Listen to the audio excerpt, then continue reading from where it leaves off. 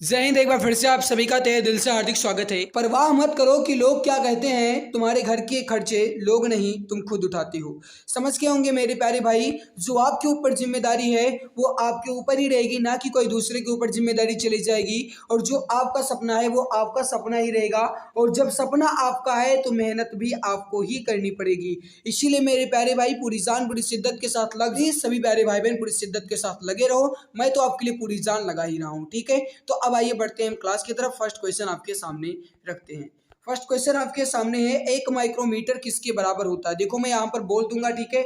आप देख लीजिए गाइस, मैंने बुक से लिया है, अपनी बुक से, साइंस की बुक से, तो वहीं से गाइस मैंने ये क्वेश्चंस लिए हैं। तो थोड़ा आपको क्लियर ना दिख रहा होगा तो सुन लीजिएगा जो मैं बोल रहा हूँ, ठीक है। इसके अलावा मैं आपको बता दूं कि जो भी प्यारे भाई बहन अभी तक इस क्लास को शेयर नहीं किए हैं, मैं एक बार क्लास को दिल से शेयर जरूर कर दिया करें। जो भी मित्र आपके हैं उन सभी तक इस क्लास को शेयर कर दिया करो, ताकि उन्हें भी इसके बारे में जानकारी मिल सके।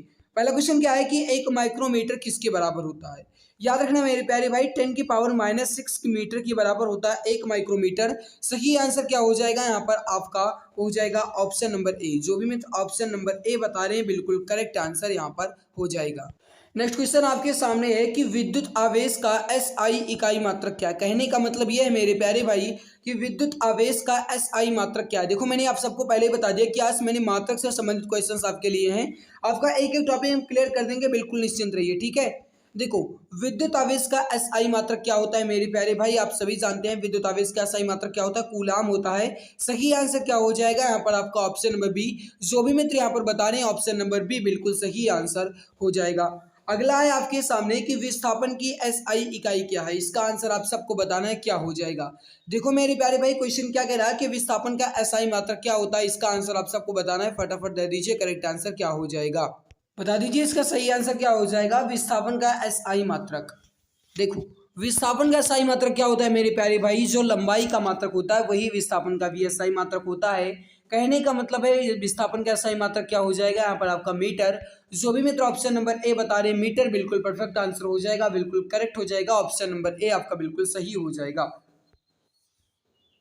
अगला है, निम्नलिखित में से किन भौतिक मात्राओं की इकाई एक समान है। इसका आंसर आप सबको बताना है, निम्नलिखित में से किन भौतिक मात्राओं की इकाई एक समान है। फटाफट आंसर देने के सभी प्यारे भाई, करेक्ट आंसर क्या हो जाएगा। अब देखो गाइस, आप हर एक को ध्यान से देखो। पहला ऑप्शन क्या है आपके सामने, कार्य और ऊर्जा। कार्य का एसआई मात्रक क्या होता है, जूल होता है। और ऊर्जा का एसआई मात्रक क्या होता है, जूल होता है। सेकंड ऑप्शन देखो, बल और दाब। बल का एसआई मात्रक होता है न्यूटन, दाब का एसआई मात्रक होता है पास्कल। बल का सही मात्रक न्यूटन, संवेग का होता है न्यूटन सेकंड। बल का होता है न्यूटन, कार्य का होता है गाइस जूल। तो कहा जाए यहाँ पर ना तो ऑप्शन बी मिल रहा है, ना ही ऑप्शन डी, ना ही ऑप्शन सी। कहने का मतलब यह है मेरे प्यारे भाई, ऑप्शन नंबर एक कार्य और ऊर्जा, इन भौतिक मात्राओं की इकाई एक समान है। क्योंकि कार्य का सही मात्रक जूल, तो वही ऊर्जा का भी सही मात्रक जूल ही होता है। सही आंसर क्या हो जाएगा मेरे प्यारे भाई, ऑप्शन नंबर ए आपका बिल्कुल परफेक्ट हो जाएगा। अगला है, प्रकाश वर्ष निम्नलिखित में से किसकी इकाई है। देखो मैंने आपको बताया गाइस कि मैं आज की इस वीडियो में आपके मात्रक से संबंधित क्वेश्चंस को कवर कर रहे हैं। इसके बाद आपकी दूसरी टॉपिक कवर करेंगे, एक एक आपका पूरी तरीके से क्लियर कर देंगे, आप बिल्कुल निश्चिंत रहिए। देखो प्रकाश वर्ष निम्नलिखित में से किसकी इकाई है। सही आंसर हो जाएगा आपका, वो हो जाएगा ऑप्शन नंबर बी, ज्योति सॉरी दूरी की। किसके है, दूरी की है। ऑप्शन नंबर बी आपका बिल्कुल सही आंसर हो जाएगा। नेक्स्ट है कि प्रतिरोध की एसआई इकाई है। इसका आंसर आप सबको बताना है, प्रतिरोध का एसआई मात्रक। देखो मेरे प्यारे भाई, प्रतिरोध का एसआई मात्रक क्या हो जाएगा, ओम। जिसे कुछ इस प्रकार से गाइस डिनोट किया जाता है, ओम कुछ इस प्रकार से बनता है। क्योंकि गाइस आप सभी समझते हैं यहाँ पर देखो कूलाम जो है गाइस, ये किसका मात्रक होता है, तो ये हो जाएगा आपका आवेश का। ओम तो गाइस आपका प्रतिरोध का हो ही गया, रेजिस्टेंस का हो ही गया। इसके अलावा जूल जो है गाइस, कार्य ऊर्जा ऊष्मा का होता है। न्यूटन जो है बल और भार का होता है, ठीक है।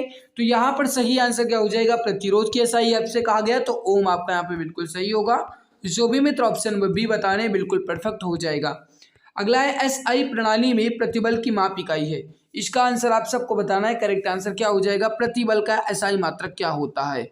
बताइए इसका सही आंसर क्या हो जाएगा, प्रतिबल। प्रतिबल का एसआई इकाई क्या होगा। देखो भाई, प्रतिबल का एसआई मात्रक क्या होता है? न्यूटन प्रति मीटर स्क्वायर। क्या होता है? न्यूटन प्रति मीटर स्क्वायर। याद रखना मेरे प्यारे भाई, न्यूटन प्रति मीटर स्क्वायर, या फिर आपको इस प्रकार भी ऑप्शन दिया जा सकता है, न्यूटन मीटर के पावर -2। तो या फिर न्यूटन मीटर की पावर -2 दिया जाए, या फिर न्यूटन प्रति मीटर स्क्वायर दिया जाए, बात एक ही है। सही आंसर यहाँ पर क्या हो जाएगा आपको? Option number C. जो भी मित्र ऑप्शन नंबर सी बता रहे हैं बिल्कुल करेक्ट हो जाएगा। अगला है कि विद्युत धारा का एसआई मात्रक क्या है? इसका आंसर आप सबको बताना है, करेक्ट आंसर क्या हो जाएगा।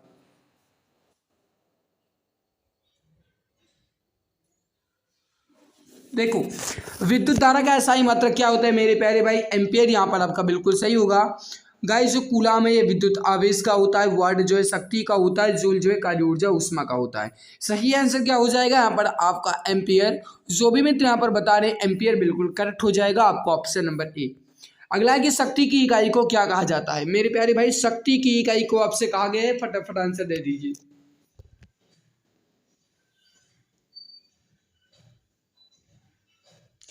इसका सही आंसर हो जाएगा, वो हो जाएगा, देखो, शक्ति का सही मात्रक क्या होता है आपसे ये कहा गया है। याद रखना मेरे प्यारे भाई, शक्ति का सही मात्रक हो जाएगा यहाँ पर आपका वाट। सही आंसर क्या हो जाएगा आपको? Option number A. जो भी मित्र यहाँ पर ऑप्शन नंबर ए बता रहे हैं बिल्कुल परफेक्ट हो जाएगा। अगला है कि दबाव की एसआई इकाई क्या है? इसका आंसर आप सबको बताना। दबाव, दबाव का मतलब ये हो मेरे प्यारे भाई दाब। अब देखो गाइस, यहाँ पर आपसे कहा क्या गया? दाब। आपको ऑप्शन में दाब का एसआई मात्रक जो है गाइस ये पास्कल भी देखने को मिल सकता है, या फिर आपको गाइस ये न्यूटन प्रति मीटर स्क्वायर भी देखने को मिल सकता है। तो यहाँ पर आप ऑप्शन को देखो, उसके बाद आप आंसर दो। देखो, दाब की एसआई इकाई आपसे कहा गया मेरे प्यारे भाई, सही आंसर क्या होगा? न्यूटन प्रति वर्ग मीटर, या फिर कहा जाए न्यूटन प्रति मीटर स्क्वायर, या फिर कहा जाए न्यूटन मीटर की पावर -2। बात एक ही है तीनों की तीनों। ऑप्शन नंबर सी आपका यहाँ पे बिल्कुल सही होगा। जो भी मित्र ऑप्शन नंबर सी बता रहे हैं बिल्कुल सही आंसर हो जाएगा। अगला है, पृथ्वी से लेकर के सूर्य तक की अनुमानित दूरी की लंबाई के यूनिट को क्या कहते हैं? पृथ्वी से लेकर के सूर्य तक की अनुमानित दूरी लंबाई की यूनिट है, वो है गाइस एस्ट्रोनॉमिकल यूनिट, यानी खगोलीय दूरी। करेक्ट आंसर क्या होगा यहाँ पर आपका? Option number B. जो भी मित्र ऑप्शन नंबर बी बता रहे हैं बिल्कुल परफेक्ट आंसर हो जाएगा। अगला है कि बल यानी कि फोर्स की एसआई यूनिट क्या है? इसका आंसर आप सबको बताना है, करेक्ट आंसर क्या हो जाएगा।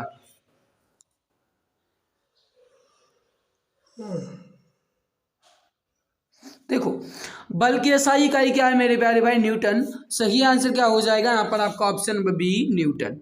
करेक्ट आंसर क्या हो जाएगा आपका? Option number B. अगला है कि न्यूटन मीटर स्क्वायर किलोग्राम की पावर -2 जो है किसकी इकाई है? समझो,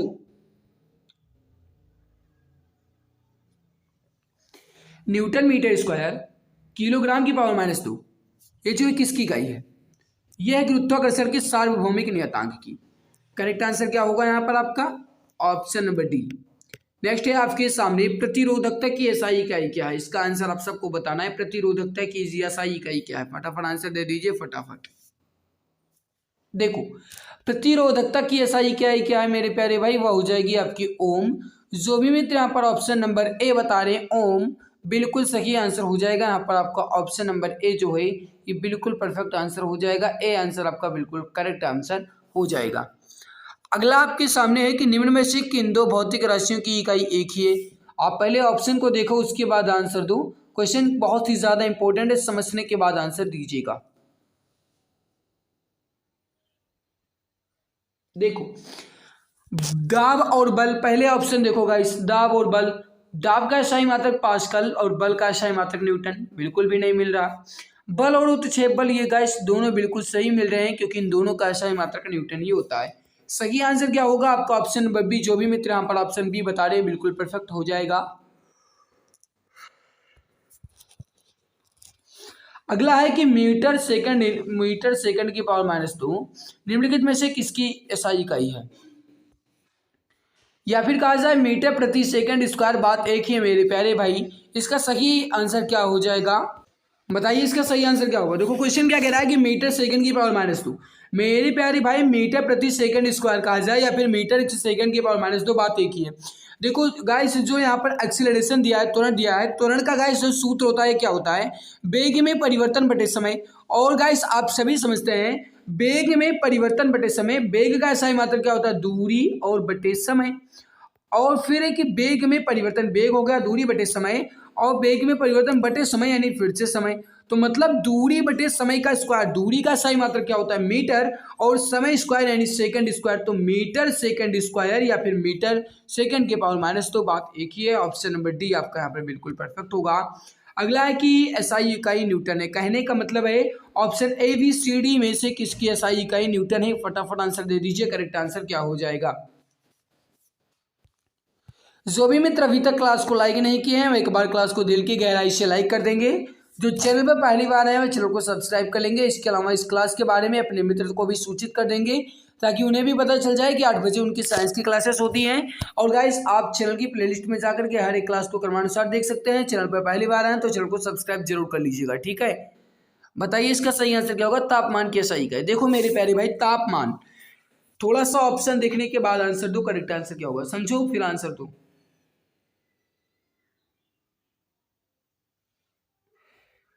तापमान की एसआई इकाई क्या है आपसे ये पूछा गया है। 18 नंबर क्वेश्चन का देखो यहाँ पर डिग्री तो होगा नहीं, ना तो सेल्सियस होगा ना ही फ़ारेनहाइट होगा। इस समय गाइस इसके प्रकार से संबंधित हो जाएंगे। तो यहाँ पर गाइस आपका सही आंसर क्या हो जाएगा, केल्विन। केल्विन जो है ये तापमान की एसआई इकाई होती है। ऑप्शन नंबर डी आपका यहाँ पर बिल्कुल परफेक्ट हो जाएगा। नेक्स्ट है आपके सामने कि दी गई भौतिक राशियों में से क्या सापेक्ष राशि इकाई नहीं है। मेरे प्यारे भाई सापेक्ष राशि इकाई नहीं है। अब समझो मेरे प्यारे भाई सापेक्ष राशि इकाई का मतलब क्या है। गाइस यहाँ पर देखो समय जो है, ऑप्शन नंबर ए समय जो है ये सापेक्ष इकाई राशि नहीं है। कहने का मतलब है ऑप्शन नंबर ए आपका बिल्कुल सही आंसर हो जाएगा। अगला है एक एटीएम या फिर एक एटमॉस्फेयर बराबर कितने पास्कल। मेरे प्यारे भाई एक वायुमंडलीय दाब बराबर कितने पास्कल होते हैं, ये क्वेश्चन आपसे पूछा गया है। या फिर कहा जाए एक एटमॉस्फेयर बराबर कितने पास्कल, बात एक ही है। फटाफट आंसर दे दीजिए, करेक्ट आंसर क्या हो जाएगा। क्वेश्चन नंबर 20 बहुत ही बेहतरीन क्वेश्चन है गाइस, बहुत ही ज़्यादा इंपॉर्टेंट है, तो गलती बिल्कुल भी नहीं करेंगे। सभी मित्र फटाफट आंसर दे देंगे। करेक्ट आंसर यहाँ पर क्या हो जाएगा। एक एटमॉस्फेयर या फिर एक वायुमंडलीय दाब ये होता है गाइस 1.01 इंटू 10 की पावर 5 पास्कल के बराबर। कहने का मतलब है ऑप्शन नंबर ए 1.01 इंटू 10 की पावर 5 पास्कल बराबर एक एटमॉस्फेयर या एक वायुमंडल दाब या फिर एक एटीएम, ठीक है। नेक्स्ट है आपके सामने कार्य का मात्रक है। इसका आंसर आप सबको बताना है, करेक्ट आंसर क्या हो जाएगा।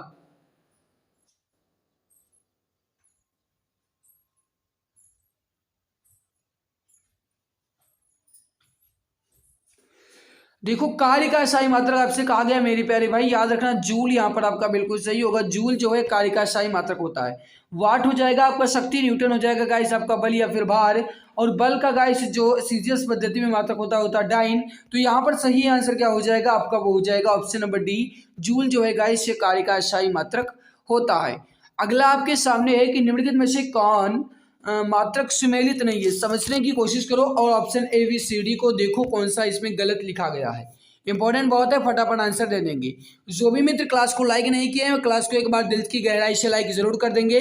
कहने की जरूरत ना पड़े, मैं आपके लिए अपना कीमती समय निकाल करके आपके लिए पूरी जान लगाता हूँ, पूरी रात जाग करके मैं आपके लिए मेहनत करता हूँ। तो आपसे प्यारे भाई बहन की जिम्मेदारी है, आपको भी गाइस अपना दायित्व समझना चाहिए। आपका जो फर्ज बनता है गाइस आप उसे पूरा कीजिए। कम से कम इस क्लास को दिल की गहराई से लाइक कर दीजिए। जो चैनल पर पहली बार है चैनल को सब्सक्राइब कर लेंगे ताकि आने वाली हर लाइव क्लास की नोटिफिकेशन आपको टाइम टू टाइम मिला करे।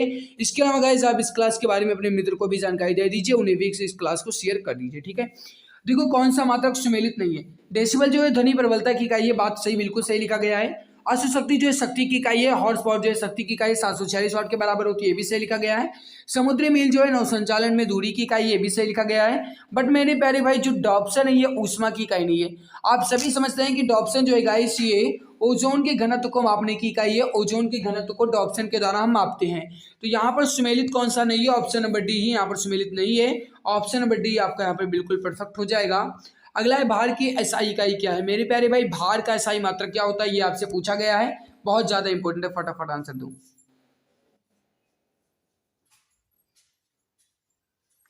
अब देखो भार का एसआई मात्रक क्या हो जाएगा मेरे प्यारे भाई, option number B newton. Newton जो ये भार का एसआई मात्रक होगा। समझो मेरे प्यारे भाई जो यहाँ पर किलोग्राम लिखा गया है, किलोग्राम या गाइस जो ये द्रव्यमान का मात्रक होता है, ठीक है। और इसके अलावा गाइस यहाँ पर जो देखो आप जैसे ग्राम लिखा है, ग्राम जो गाइस ये द्रव्यमान का सीजीएस पद्धति में मात्रक होता है ग्राम, ठीक है। डायन जो है गाइस ये बल का सीजीएस पद्धति में मात्रक होता है। अगला है कि संवेग की एसआई इकाई क्या है। संवेग का मतलब हो क्या हुआ, संगति गुणे वेग। संगति का मतलब होता है द्रव्यमान और वेग। मेरे प्यारे भाई इसका आंसर आप सबको बताना है, करेक्ट आंसर क्या हो जाएगा। देखो यहाँ पर संवेग का मतलब क्या हो, संगति और वेग। मेरे प्यारे भाई किलोग्राम मीटर प्रति सेकंड स्क्वायर, यहाँ पर मीटर प्रति सेकंड जो है संवेग का एसआई मात्रक हो जाएगा, मतलब किलोग्राम मीटर सेकंड इनवर्स। यहाँ पर आपका बिल्कुल सही होगा, ऑप्शन नंबर बी आपका बिल्कुल परफेक्ट आंसर हो जाएगा। अगला है कि उद्योग में शक्ति की इकाई क्या है। उद्योग में जो शक्ति की इकाई है क्या है, इसका आंसर आप सबको बताना है, करेक्ट आंसर क्या हो जाएगा। मेरे प्यारे भाई क्वेश्चन क्या कहा गया है कि उद्योग में शक्ति की इकाई, समझो मेरे प्यारे भाई इसका सही आंसर क्या होगा। याद रखना, अगर मशीनीकरण में कहा जाएगा तो गाइस किलोवाट जो है गाइस ये हो जाएगा। अगर वाट केवल और केवल कहा जाए तो शक्ति की इकाई वाट हो जाती है। बट मेरे प्यारे भाई अगर कहा जाए कि उद्योग में शक्ति की इकाई क्या है, तो याद रखना अश्व शक्ति जो ये उद्योग में शक्ति की इकाई हो जाएगी। ऑप्शन डी आपका बिल्कुल परफेक्ट हो जाएगा। अगला है आपके सामने कि निम्नलिखित में से किसकी कोई इकाई नहीं है। कहने का मतलब ये है कि किसका कोई मात्रक भी नहीं होता है, बता दो फटाफट। जो चैनल पर पहली बार आए हैं वह चैनल को सब्सक्राइब जरूर कर लेंगे, ठीक है, ताकि आने वाली है लाइव क्लास की नोटिफिकेशन आपको मिल जाया करे। देखो गाइस यहाँ पर घनत्व किस है गाइस, घनत्व का मात्रक क्या होता है आप सभी समझते हैं, इसका हो जाएगा किलोग्राम प्रति मीटर क्यूब। कहने का मतलब घनत्व का सही मात्रक क्या होता है मेरे प्यारे भाई, आप सभी समझते हैं द्रव्यमान बटे आयतन, मतलब किलोग्राम प्रति मीटर क्यूब। बट अगर कहा जाए सापेक्षिक घनत्व जो है गाइस इसकी न तो कोई इकाई है ना ही कोई मात्रक है। कहने का मतलब है यहाँ पर आपका ऑप्शन बी जो दिया गया सापेक्षिक घनत्व, ये बिल्कुल सही आंसर हो जाएगा। अगला है आपके सामने प्रतिदीप्ति यानी कि इल्यूमिनेशन का माप निम्न में से किसके उपयोग करके की जाती है, किसका उपयोग करके किया जाता है, इसका आंसर आप सबको बताना है, करेक्ट आंसर क्या हो जाएगा। मेरे प्यारे भाई प्रतिदीप्ति का जो गाइस मतलब माप है ये किसके प्रयोग के द्वारा किया जाता है, lux metre. Option number C आपका बिल्कुल सही हो जाएगा। अगला है आवेग का मात्रक क्या है।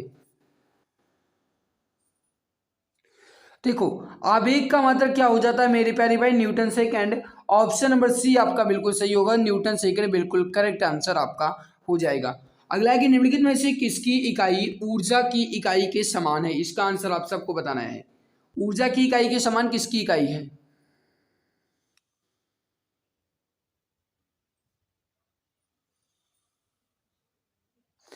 कार्य का एसआई मात्रक जूल होता है, तो वहीं ऊर्जा का भी एसआई मात्रक जूल ही होता है।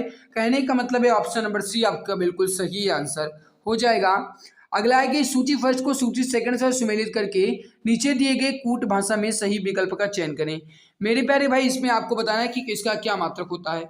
सबसे पहले आप देख लो मेरे प्यारे भाई, बल का एसआई मात्रक क्या होता है, न्यूटन। कार्य का एसआई मात्रक क्या होता है, जूल। आवेग का होता है न्यूटन सेकंड, तो ये तुरंत क्या हो जाएगा, मीटर प्रति सेकंड स्क्वायर। कहने का मतलब क्या है मेरे प्यारे भाई, फिर से समझो, यहाँ पर बल का हो जाएगा न्यूटन, यानी कि यहाँ पर बी पर होना चाहिए 4। अब बी पर 4 यानी कि ऑप्शन सी और ऑप्शन डी बिल्कुल कट हो गया।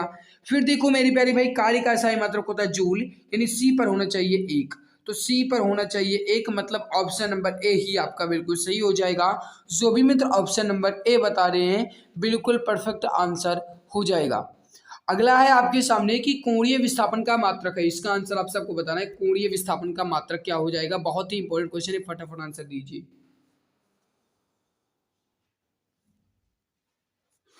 देखो कोणीय विस्थापन आपसे कहा गया मेरे प्यारे भाई, समझो इसका सही आंसर क्या होगा, करेक्ट आंसर क्या होगा। देखो जो रेडियन है गाइस ये कोणीय विस्थापन का मात्रक होता है, सही आंसर क्या हो जाएगा, यहाँ पर आपका ऑप्शन नंबर है रेडियन।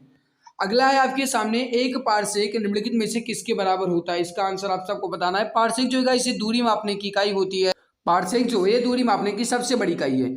एक पारसेक जो है किसके बराबर होता है आपसे पूछा गया, याद रखना 3.26 के प्रकाश वर्ष के बराबर प्रकाश वर्ष दूरी का मात्रक होती है, तो 3.26 प्रकाश वर्ष के बराबर एक पारसेक। ऑप्शन नंबर डी आपका बिल्कुल सही होगा। अगला है 1 नैनोमीटर बराबर कितने होते हैं, इसका आंसर आप सब प्यारे भाई बहन बताएंगे, करेक्ट आंसर क्या हो जाएगा। 1 नैनोमीटर आपसे कहा गया मेरे प्यारे भाई, इसका सही आंसर क्या हो जाएगा, फटाफट आंसर दे दीजिए, करेक्ट आंसर क्या हो जाएगा। तो इसका परफेक्ट आंसर क्या हो जाएगा, 1/10 की पावर 9 मीटर, 1/10 की पावर 9 मीटर, या फिर कहा जाए 10 की पावर -9 मीटर, तब 1/9 लगेगा, ठीक है। तो 10 की पावर -9 मीटर या फिर 1/10 की घात 9 मीटर, बातें की। ऑप्शन नंबर डी आपका बिल्कुल सही होगा। अगला है आपके सामने, इसका आंसर आप सबको बताना है। क्वेश्चन है, एक पिकोमीटर के बराबर कितने होते हैं? इसका आंसर आप सब प्यारे भाई बहन बता दीजिए। करेक्ट आंसर क्या हो जाएगा? एक पिकोमीटर। एक पिकोमीटर जो है ये 10 की घात -12 मीटर के बराबर होता है। ऑप्शन नंबर सी आपका बिल्कुल सही होगा। जो भी मित्र यहाँ पर ऑप्शन सी बता रहे हैं बिल्कुल परफेक्ट हो जाएगा। अगला है आपके सामने, एक जूल बराबर क्या होता है? इसका आंसर आपसे प्यारे भाई बहन बताएंगे। करेक्ट आंसर क्या हो जाएगा? एक जूल बराबर होता है गाइस न्यूटन मीटर, यानी एक न्यूटन गुणे एक मीटर। ऑप्शन नंबर ए आपका बिल्कुल सही होगा। जो भी मित्र ऑप्शन ए बता रहे हैं बिल्कुल परफेक्ट आंसर हो जाएगा। अगला है कि पास्कल जो है ये इकाई है किसकी? इसका आंसर आपसे प्यारे भाई बहन बताएंगे। और जो भी चैनल को सब्सक्राइब नहीं किया, सब्सक्राइब कर लेंगे। जो भी क्लास को लाइक नहीं किया, लाइक जरूर कर लेंगे, ठीक है। और मित्र तक शेयर भी कर दिया करो। पास्कल जो है किसकी इकाई होती है? दाब की होती है। ऑप्शन नंबर बी आपका बिल्कुल सही होगा। जो भी मित्र ऑप्शन बी बता रहे हैं बिल्कुल सही होगा। अगला है कि कैंडेला जो है किसका मात्रक होता है? इसका आंसर आप सब प्यारे भाई बहन बता दीजिए। करेक्ट आंसर क्या हो जाएगा? कैंडेला किसका मात्रक होता है? देखो कैंडेला जो है गाइस ये किसका मात्रक होता है? तो ये होता है ज्योति तीव्रता का। ऑप्शन डी आपका बिल्कुल सही होगा। अगला है कि पारसेक जो है किसकी इकाई है? मेरे प्यारे भाई अभी आपने देखा पारसेक का मतलब मैंने आपको बताया, तो अब आपको ये बताना है कि पारसेक किसकी इकाई है। मैंने आप सबको बता दिया था कि दूरी मापने की सबसे बड़ी इकाई कौन सी है? पारसेक ही है। सही आंसर क्या हो जाएगा यहाँ पर आपका? ऑप्शन नंबर ए दूरी। तो जो भी मित्र ऑप्शन नंबर ए बता रहे हैं बिल्कुल सही होगा। क्वेश्चन है कि किसी निर्दिष्ट दिशा में किसी वस्तु की गति को क्या कहा जाता है? समझना मेरे प्यारे भाई, किसी निर्दिष्ट दिशा में यानी किसी एक समान दिशा में, यानी कोई दिशा बताई जा रही है, उसमें अगर कोई भी वस्तु है उसकी गति हो रही है तो वो गाइस जो है उसे क्या कहा जाएगा? ये आपसे पूछा गया है, ठीक है, बता दो। उसे क्या कहा जाएगा मेरे प्यारे भाई? उसे कहा जाएगा वेग, ठीक है। कहने का मतलब यहाँ पर क्या हो जाएगा आपका? Option C. मैंने आपको बता दिया कि ये टॉपिक जो है आपका काफी ज्यादा इंपॉर्टेंट है, तो आप हर एक क्वेश्चन को अच्छे से देखना। अगर कोई भी क्वेश्चन आपको टफ लगे उसका स्क्रीनशॉट तुरंत ले लेना। इसके अलावा मेरे प्यारे भाई मैंने आपको बताया कि सबसे ज्यादा क्वेश्चन आपके इसी टॉपिक से बनने के चांसेस रहते हैं। नेक्स्ट क्वेश्चन आपके सामने है कि किसी पिंड का वेग समरूप कहा जाता है जब। अब जब कब? अब देखो ऑप्शन, उसके बाद आंसर दो। देखो किसी पिंड का वेग समरूप कब कहा जाएगा? जब उसका वेग और दिशा दोनों नियत होगा, यानी समान रूप से होगा। देखो मेरी प्यारी भाई, जब उसके वेग और नियत, किसी भी पिंड का जब वेग और नियत मतलब वेग और दिशा एक नियत होगा, मतलब एक समान रूप से होगा, तो उसे कहा जाएगा वेग समरूप है। कहने का मतलब है यहाँ पर आपका ऑप्शन सी जो है ये बिल्कुल परफेक्ट होगा। जो भी प्यारे भाई बहन ऑप्शन सी बता रहे हैं बिल्कुल करेक्ट आंसर हो जाएगा, बिल्कुल परफेक्ट आंसर हो जाएगा, ठीक है। अगला आपके सामने है, इसका आंसर दो। चाल, दूरी और समय का सही संबंध। थोड़ा सा मैं नीचे कर लूँ और 1 मिनट रुक जाइए, 1 मिनट। यहाँ पर आंसर दिख रहा था, मैंने आंसर गाइस हर एक आंसर मैंने यहाँ पर हाइड किया है, ठीक है। 1 मिनट 1 मिनट, मैंने यहाँ पर हर एक आंसर को हाइड कर रखा है। और गाइस पीडीएफ में आपको आंसर मिल जाएगा, ठीक है। मैं अगर यहाँ पर आंसर मतलब रहने देता तो आप सबको इसका उत्तर दिख जाता, ठीक है। ये बुक से मैंने लिया, अपनी बुक से, जो मेरे पास बुक है जिससे मैं स्टडी करता हूँ।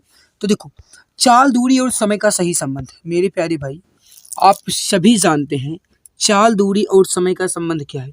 चाल बराबर होता है दूरी बटे समय।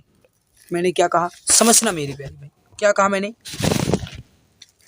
चाल बराबर होता है दूरी बटे समय। कहने का मतलब है speed equal to distance upon time. कहने का मतलब है मेरे प्यारे भाई ऑप्शन नंबर बी आपका यहाँ पर बिल्कुल सही आंसर होगा। अगला देखो, तात्कालिक वेग और औसत वेग तब बराबर होते हैं जब वस्तु में एक समान त्वरण होगा, एक वृत्त में चल रहा होगा, उसमें परिवर्ती त्वरण होगा या शून्य त्वरण होगा। समझ लो क्वेश्चन क्या कह रहा है। तात्कालिक वेग और औसत वेग, मेरे प्यारे भाई तात्कालिक वेग जो है और औसत वेग जो है ये बराबर कब होंगे? जब उसका जो त्वरण है मेरे प्यारे भाई, जो उसका एक्सेलरेशन है वस्तु का, वो कितना होना चाहिए? वो शून्य होना चाहिए, ठीक है। कहने का मतलब क्या है यहाँ पर आपका ऑप्शन डी जो है ये बिल्कुल सही होगा। जो भी प्यारे भाई बहन ऑप्शन डी बता रहे हैं बिल्कुल सही आंसर हो जाएगा।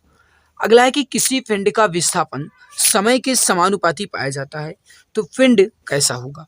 मेरे प्यारे भाई मैं आपको बता दूं कि ये जो टॉपिक है, आपको ये जो शुद्ध गतिकी से संबंधित जो टॉपिक है मेरे प्यारे भाई, ये शुद्ध गतिकी से संबंधित, ये आपको थोड़ी टफ जरूर लग रही होगी, लेकिन समझना ये आपके टफ लगे तो इम्पोर्टेंट बहुत है, क्योंकि इससे एक नया क्वेश्चन जरूर आता है, ठीक है। और अधिकतर क्वेश्चन बनने के चांस भी यहीं से रहते हैं। हाँ, तो क्वेश्चन क्या कह रहा है कि किसी पिंड का विस्थापन समय के समानुपाती पाया जाता है तो पिंड कैसा होगा, उसका जो वेग होगा मेरे प्यारे भाई, पिंड का जो वेग होगा ये समरूप होगा। ठीक है। अगला है कि मोक्षावस्था में गिरते हुए एक पिंड द्वारा तय की गई दूरी समानुपाती होती है किसके। देखो मैं आपको बता दूं, मैं एक्सप्लेन नहीं कर रहा हूँ क्योंकि इसे एक्सप्लेन करने के लायक बहुत अच्छा नहीं है। ठीक है। और इसके अलावा मैं आपको बता दूं, मैं एक्सप्लेन करूंगा तो वीडियो काफ़ी ज़्यादा लंबी होगी। और आपकी टॉपिक वाइज तो चल ही रही है, ये आपका मॉक टेस्ट चल रहा है साइंस का, तो आप मॉक टेस्ट देखो, है ना। अब देखो भैया, मुक्तावस्था में गिरते हुए एक पिंड द्वारा तय की गई दूरी समानुपाती किसके होगी भैया, ये आपका हो जाएगा जो गिरने में लिया गया समय है उसके वर्ग के। पिंड को गिरने में जो तय की गई समय है गाइस, जो तय किया गया समय है उसके वर्ग के बराबर होता है। ठीक है। कहने का मतलब है यहाँ पर आपका हो जाएगा गिरने के समय का वर्ग। ऑप्शन नंबर सी आपका बिल्कुल सही होगा। अगला देखो, 5 किलोग्राम की वस्तु पर 40 न्यूटन के बल को लगाने से प्राप्त त्वरण निम्न होगा। अब मेरे प्यारे भाई ये आपका न्यूमेरिकल टाइप क्वेश्चन है। ठीक है। इसको आप सॉल्व करो, 5 सेकंड का समय लो, हालांकि 5 सेकंड से पहले ही हो जाना चाहिए, बहुत सिंपल है, न्यूटन की गति के द्वितीय नियम पर लग जाएगा। मैंने आपको इतना भी बता दिया, बता दो फटाफट राइट आंसर क्या हो।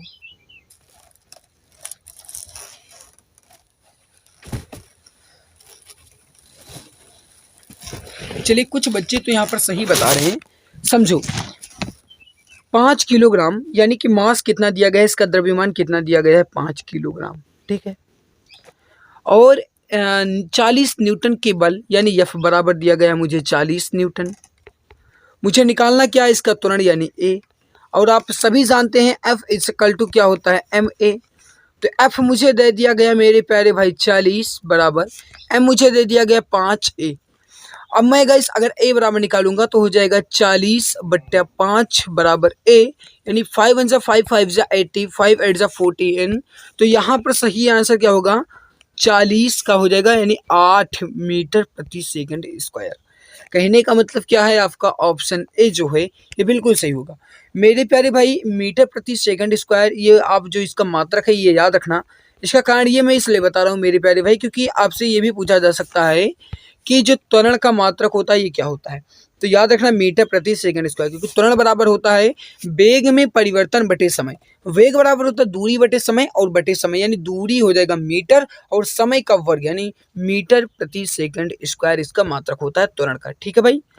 अब अगला देखो, एक भीड़ भाड़ वाली सड़क पर एक बस की गति फिर डैश डैश डैश गति का एक उदाहरण है। समझो क्वेश्चन क्या कह रहा, एक भीड़ भाड़ वाली गति पर सड़क पर एक बस गति कर रही है। उस बस की गति का जो बस की गति है वह किसका एक उदाहरण है, असमान या फिर एक समान या वृत्तीय। ये देखिए भैया, जब वो भीड़ भाड़ वाली सड़क है, जब भीड़ भाड़ वाली सड़क है तो ये जाहिर है गाइस कि वो एक समान वेग से तो चलेगी नहीं, क्योंकि अगर कोई भी व्यक्ति आगे आ जाता है तो उसे ब्रेक लगाना पड़ेगा, अगर व्यक्ति नहीं है तो फिर अपना वो एक्सीलेटर रख देगा, फिर वो खींच देगा एक ब्रेक। लेकिन मेरे प्यारे भाई ये समझो, अगर भीड़ भाड़ी वाली सड़क है तो ये निश्चित है कि वो असमान गति का उदाहरण हो जाएगा।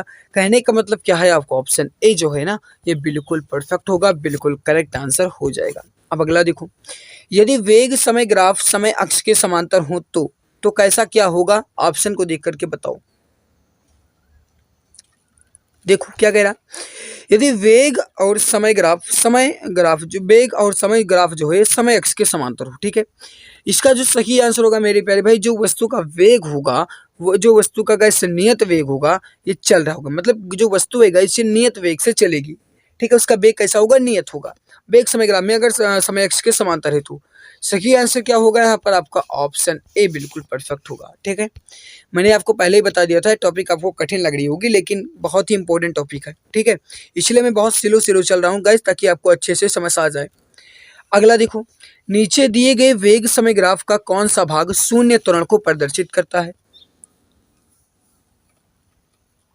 शून्य त्वरण का मतलब क्या हुआ, शून्य त्वरण का मतलब होगा इसकी उसके वेग में परिवर्तन ना हो, उसका वेग में परिवर्तन ही ना हो, उसे कहेंगे शून्य त्वरण।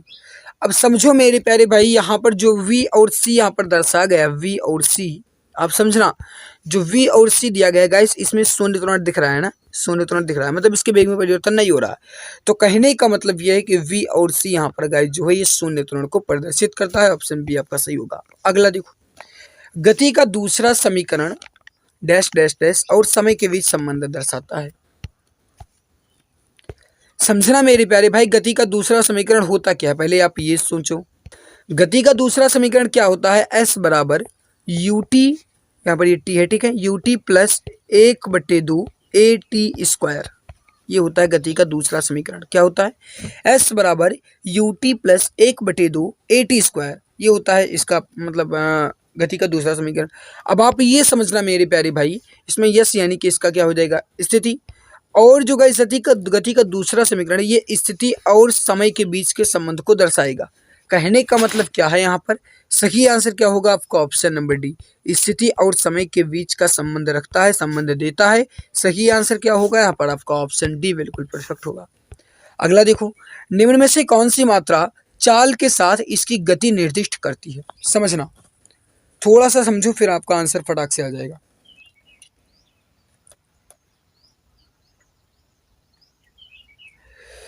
कौन सी मात्रा चाल के साथ उसकी गति, भैया ये आपसे पूछा जाता है ना कि वो इतने वेग से जा रहा था क्योंकि उसकी चाल बहुत अधिक थी, तो वेग भी उसका अधिक होगा। समझ गया ना। सही आंसर क्या होगा आपका, ऑप्शन सी, वेग। वेग बिल्कुल सही आंसर हो जाएगा। अगला देखो, देखो मैं आपको बता दूं कि मैं बहुत स्लो आज इसलिए पढ़ा रहा हूँ क्योंकि ये टॉपिक आपका जो है थोड़ा टफ लेवल है, तो इसीलिए मैं स्लो पढ़ा रहा हूँ, ठीक है। अगर आपको लगता है मैं बहुत स्लो बोल रहा हूँ तो आप वीडियो की स्पीड को बढ़ा लीजिए, ठीक है। टाइम बिल्कुल भी वेस्ट नहीं करना है। अगला देखो, एक निश्चित दिशा में बढ़ रही वस्तु की गति को वैज्ञानिक शब्दावली में किस पद के रूप में जाना जाता है। समझना मेरे प्यारे पे, थोड़ा सा समझना क्वेश्चन क्या कह रहा है। एक निश्चित दिशा में बढ़ रही वस्तु की गति, अगर कोई एक निश्चित दिशा में बढ़ रही है, एक निश्चित दिशा में बढ़ रही है मतलब उसमें दिशा बताया जा रहा है, क्या बढ़ रही है वस्तु की गति, तो मतलब ये गाइस इसे क्या कहते हैं, वेग तो कहा जाता है। सही आंसर क्या होगा आपका, ऑप्शन नंबर ए, वेलोसिटी यानी वेग बिल्कुल सही आंसर हो जाएगा। वेग में परिवर्तन बटे लगने वाला समय, अब इसको क्या कहते हैं समझना मेरे प्यारे भाई। वेग में परिवर्तन और बटे में, वे बटा का चिन्ह है, ठीक है, बटे का चिन्ह है, पॉइंट का चिन्ह है, बाई का चिन्ह है, इसके लगने वाले समय जो होते हैं किसके बराबर होते हैं। समझना, मैंने आप सबको अभी बताया था कि वेग में परिवर्तन की दर, वेग में परिवर्तन की दर को हम क्या कहते हैं, त्वरण कहते हैं। और दर का मतलब ही होता है समय। तो वेग में परिवर्तन बटे समय, वेग में परिवर्तन बटे उसमें लगाया गया समय जो है ये उसके त्वरण के बराबर होगा, उसके एक्सेलरेशन के बराबर होता है। कहने का मतलब क्या है मेरे प्यारे भाई, यहाँ पर सही आंसर क्या होगा आपका, ऑप्शन सी। इसीलिए तो त्वरण का मात्रक होता है मीटर प्रति सेकंड स्क्वायर, ठीक है। समझना मेरे प्यारे भाई। अगला देखो, अगला आपसे क्या कह रहा है, थोड़ा समझना, इसका बहुत ही इंपॉर्टेंट क्वेश्चन आपका ये है, ठीक है। क्वेश्चन क्या कह रहा है कि एक समान तल वाली सीधी सड़क पर नियत त्वरण पर दौड़ने वाली कार के संबंध में इनमें से कौन सा कथन सत्य है। थोड़ा सा समझो, इंपॉर्टेंट बहुत है, बहुत ज़्यादा इंपॉर्टेंट है। एक समान तल वाली सीधी सड़क पर नियत त्वरण पर दौड़ने वाली कार के संबंध में इनमें से कथन, भैया जब वो एक नियत त्वरण से चल रही है तो उसका त्वरण शून्य तो होगा नहीं, ये पहला नंबर गलत। दूसरा देखो, कार का वेग शून्य है, अरे भैया जब वो चल रही है तो उसका वेग शून्य कहाँ से हो सकता है, मतलब उसमें गति हो रही है ना, तो भैया वो शून्य नहीं होगा ना।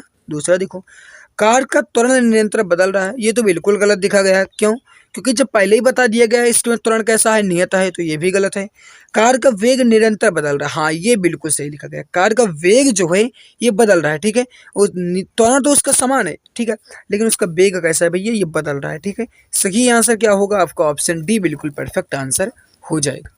अगला देखो, जब कोई वस्तु एक समान गति से गति कर रही हो तो इसका त्वरण कैसा होगा। मेरे प्यारे भाई फटाफट आंसर दो, टाइम ज़्यादा हो रहा है, फटाफट आंसर दो। जब कोई वस्तु एक समान गति से गति कर रही हो तो इसका त्वरण क्या होगा, ये क्वेश्चन आपसे पूछा गया। एक समान गति से जब गति कर रही होगी तब उसका त्वरण कैसा होगा, शून्य होगा भैया, ठीक है। जब उसमें कुछ परिवर्तन ही नहीं आएगा, ना तो वो तेज करेगा ना वही धीम करेगा, तो उसमें त्वरण में परिवर्तन ही नहीं होगा ना, तो इसका त्वरण कैसा होगा, शून्य होगा। सही आंसर क्या होगा आपका, ऑप्शन सी बिल्कुल सही आंसर हो जाएगा। ये थोड़ा आपको गाइस बहुत ही लंबा चौड़ा क्वेश्चन लग रहा होगा, लेकिन समझना बहुत इंपॉर्टेंट है, बहुत ही ईजी है, बहुत ईजी है। पहले तो आपको स्थान दिया गया, का उपयोग एक वस्तु की समग्र गति का वर्णन करने और किसी दिए गए समय में इसकी प्रारंभिक स्थिति के संदर्भ में अंतिम स्थिति का पता लगाने के लिए किया जाता है। किसका उपयोग ये आपको बताना है। दूरी और विस्थापन का उपयोग जो है ये किसी भी वस्तु की समग्र गति का वर्णन और किसी दिए गए समय में इसकी प्रारंभिक स्थिति के संदर्भ में अंतिम स्थिति का पता लगाने के लिए, प्रारंभिक स्थिति के संदर्भ में अंतिम स्थिति का पता लगाने के लिए हम विस्थापन यानी डिस्प्लेसमेंट का ही तो प्रयोग करते हैं। अब भैया यहाँ पर सही आंसर क्या होगा आपका, दूरी और विस्थापन।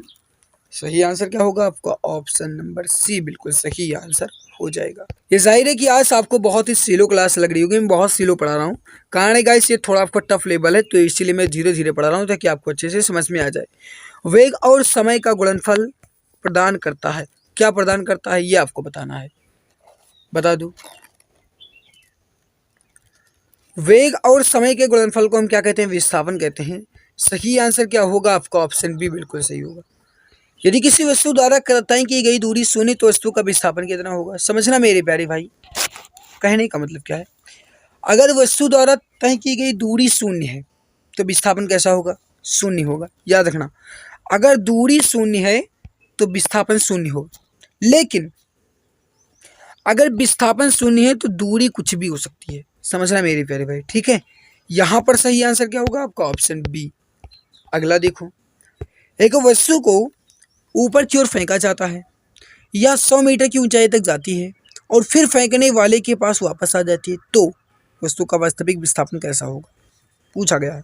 समझना इंपॉर्टेंट है। कोई भी वस्तु है वह ऊपर की ओर फेंकी जाए या फिर नीचे की ओर फेंकी जाए या फिर कहीं भी फेंकी जाए, या फिर कोई भी गाइस कार है या फिर मान लीजिए आपकी साइकिल ही है, अगर आप उसे घुमा रहे हैं कोई एक वृत्तापथ पर, अगर आप इसे घुमा रहे हैं, मान के चलिए आपका गंतव्य स्थान यहाँ पर है, आप यहाँ से उसे घुमाना शुरू किए, घूमते घूमते घूमते घूमते आप यहाँ पर आ गए, फिर आप उसी स्थान पर आ गए, फिर दोबारा घूमना शुरू किए, फिर आप उसी स्थान पर आ गए। मतलब ये हुआ मेरे प्यारे भाई कि जिस स्थान से आप अपने यात्रा प्रारंभ करें और फिर उसी स्थान पर आ जाएं तो उसमें विस्थापन आपका नहीं होगा। समझ गए ना। यहाँ पर क्या कहा गया, कोई भी वस्तु ऊपर की ओर फेंकी जाती है, 100 मीटर की ऊंचाई तक जाती है, फिर वापस आ जाती है। भैया 100 मीटर जाए, 200 मीटर जाए, चाहे वो 500 मीटर जाए या 1000 लाख 10 लाख कुछ भी जाए, लेकिन अगर फिर वापस आ जाती है ना तो उसका विस्थापन कुछ भी नहीं होगा। मतलब वस्तु का जो वास्तविक विस्थापन होगा क्या होगा भैया, वो होगा शून्य। सही आंसर क्या होगा आपका, ऑप्शन डी बिल्कुल सही आंसर हो जाएगा। विस्थापन की परिवर्तन की दर को क्या कहा जाता है। समझना, क्वेश्चन बहुत ज़्यादा इंपॉर्टेंट है, बता दो फटाफट। मैंने अभी तक आप सबसे लाइक करने के लिए नहीं कहा है, क्योंकि गाइस मैं ये देखना चाहता हूँ कि कौन ऐसे प्यारे भाई बहन हैं कि जो क्लास को बिना कहे लाइक कर देते हैं, लेकिन कुछ भी ऐसा नहीं दिख रहा कि आप सब ये समझते हो कि अरे मेहनत कर रहे हैं तो हमारे लिए थोड़ी कर रहे हैं, वो अपने लिए कर रहे हैं। अरे भैया मैं अपने लिए अब क्या करूँगा, मैं तो आप सभी की दुआ से गाइस ऑलरेडी सिलेक्ट हो चुका हूँ, फिर भी गाइस मैं आगे एग्जाम की तैयारी कर चुका हूँ, ठीक है। और आप ये जानते हैं गाइस कि मेरा यूपीएसआई में भी हो चुका है आप सभी की दुआओं से। और गाइस मैं किसी तरीके से कोशिश करूँगा कि आप सबकी भी वर्दी दिलवा दूँ इस बार, और कोशिश से नहीं गाइस, ये हमारा मानकर चलिए अथक प्रयास है। पूरी जी जान लगा दूंगा आपके सपने को पूरा करने के लिए, बस आप सबका साथ चाहिए और आप सबको मेहनत करना चाहिए, ठीक है। अगर मैं आपके लिए मेहनत करता हूँ तो आप सबको गाइस हमारी इस मेहनत को और भी उत्साहित करने के लिए कम से कम क्लास को तो लाइक कर ही दिया करो भैया, क्लास को लाइक कर दिया करो। लाइक करने में आपको कुछ नहीं जाएगा। चैनल पर पहली बार आए हो, चैनल को सब्सक्राइब कर लेना, सबसे बड़ा बेनिफिट आपको मिलेगा। सब्सक्राइब कर लोगे, कोई भी अपडेट आएगी यूपी पुलिस के बारे में उसकी नोटिफिकेशन आपको मिल जाएगी, या फिर गाइज कोई भी क्लासेस आपकी चलेंगी, जैसे आपका गाइज क्लास का टाइम टेबल आपको पता ही है, उसकी नोटिफिकेशन आपको तुरंत मिल जाएगी, कोई भी क्लास आपकी मिस नहीं होगी। मतलब गाइज आपका फ़ायदा ही फ़ायदा है, आप चैनल को सब्सक्राइब जरूर कर लेना, ठीक है। तो देखो, विस्थापन के परिवर्तन की दर, विस्थापन के परिवर्तन की दर को क्या कहा जाता है, उसे कहा जाता है, जो भी मित्र यहाँ पर बता रहे हैं, क्वेश्चन क्या कह रहा है आपसे समझना। विस्थापन के परिवर्तन की दर को, विस्थापन के परिवर्तन की दर को कहते हैं वेलोसिटी। कहने का मतलब है ऑप्शन बी वेग। अगला देखो, यदि कोई वस्तु समान समय अंतराल में असमान दूरी तय करती है तो इसे कहा जाता है। समझो मेरे प्यारे भाई, थोड़ा सा समझो। जब कोई समान समय में असमान दूरी तय करती है, मतलब समान समय में अगर समान दूरी तय करती तो उसे कहते हैं समान गति, लेकिन वह समान समय में असमान दूरी तय करती है, कहने का मतलब है इसमें असमान गति होगी। सही आंसर क्या होगा आपका ऑप्शन ए। ठीक है, थोड़ा स्लो बोल रहा हूँ गाइस, बहुत तेज नहीं बोल सकता। ठीक है, आज कुछ गले में खसखस है और बहुत गैस क्लास भी लेना पड़ जाता है। ठीक है, ड्यूटी भी होती है, तो इसीलिए गैस मैं आपकी बहुत तेज नहीं बोल रहा हूँ, तो समझना मेरे प्यारे भाई, वॉल्यूम आपको थोड़ा हाई कर लेना है। देखो, निरंतर शक्ति प्रदान करने वाली किसी मशीन के द्वारा कोई पिंड एक सरल रेखा में चलाया जाता है। 30 सेकंड में पिंड द्वारा तय की गई दूरी निम्न के समानुपाती होगी। मेरे प्यारे भाई, उसे जो पिंड की दूरी है वह किसके समानुपाती होगी, या क्वेश्चन आपसे पूछा गया है, इंपॉर्टेंट है समझना। वो होगी गाइस T⁻3/2 के समानुपाती। सही आंसर क्या होगा आपका ऑप्शन डी। अगला देखो, जब एक पर्यवेक्षक के सापेक्ष समय के साथ वस्तु की स्थिति यहाँ पर लिखा है। ठीक है, थोड़ी सी भैया यहाँ पर ये स्थिति लिखा है। ठीक है, स्थिति लगातार बदलती जा रही है, तो क्या होगा, समझो ऑप्शन देखो फिर बताओ सही आंसर क्या होगा। कोई पर्यवेक्षक जो है उसके सापेक्ष समय के साथ वस्तु की स्थिति लगातार बदलती है, तो मतलब है कि वस्तु की स्थिति बदलेगी, तो ये जाहिर है कि वस्तु गतिशील में होगी, वो मोशन में होगी। सही आंसर क्या होगा आपका ऑप्शन बी। जो भी मित्र ऑप्शन नंबर बी बता रहे हैं बिल्कुल सही होगा। अगला देखो, किसी वस्तु का त्वरण, फिर लिखा गया इसके डैश डैश डैश में प्रति इकाई समय में हुआ परिवर्तन। अब देखो मेरे प्यारे भाई, क्वेश्चन क्या कहा गया, किसी वस्तु का त्वरण इसके वेग में प्रति इकाई समय में हुए परिवर्तन होते हैं। ठीक है, क्योंकि आप सभी जानते हैं कि त्वरण बराबर क्या है, वेग में परिवर्तन बटे समय, तो वही कहा गया कि वेग में प्रति इकाई समय में हुए परिवर्तन। देखो थोड़ा सा इसका लैंग्वेज चेंज किया है, इसकी भाषा चेंज की गई है बस। ठीक है, यहाँ पर सही आंसर क्या होगा आपका ऑप्शन ए यहाँ पर होना चाहिए, आपका वेग। जो भी मित्र ऑप्शन ए बता रहे हैं बिल्कुल सही होगा।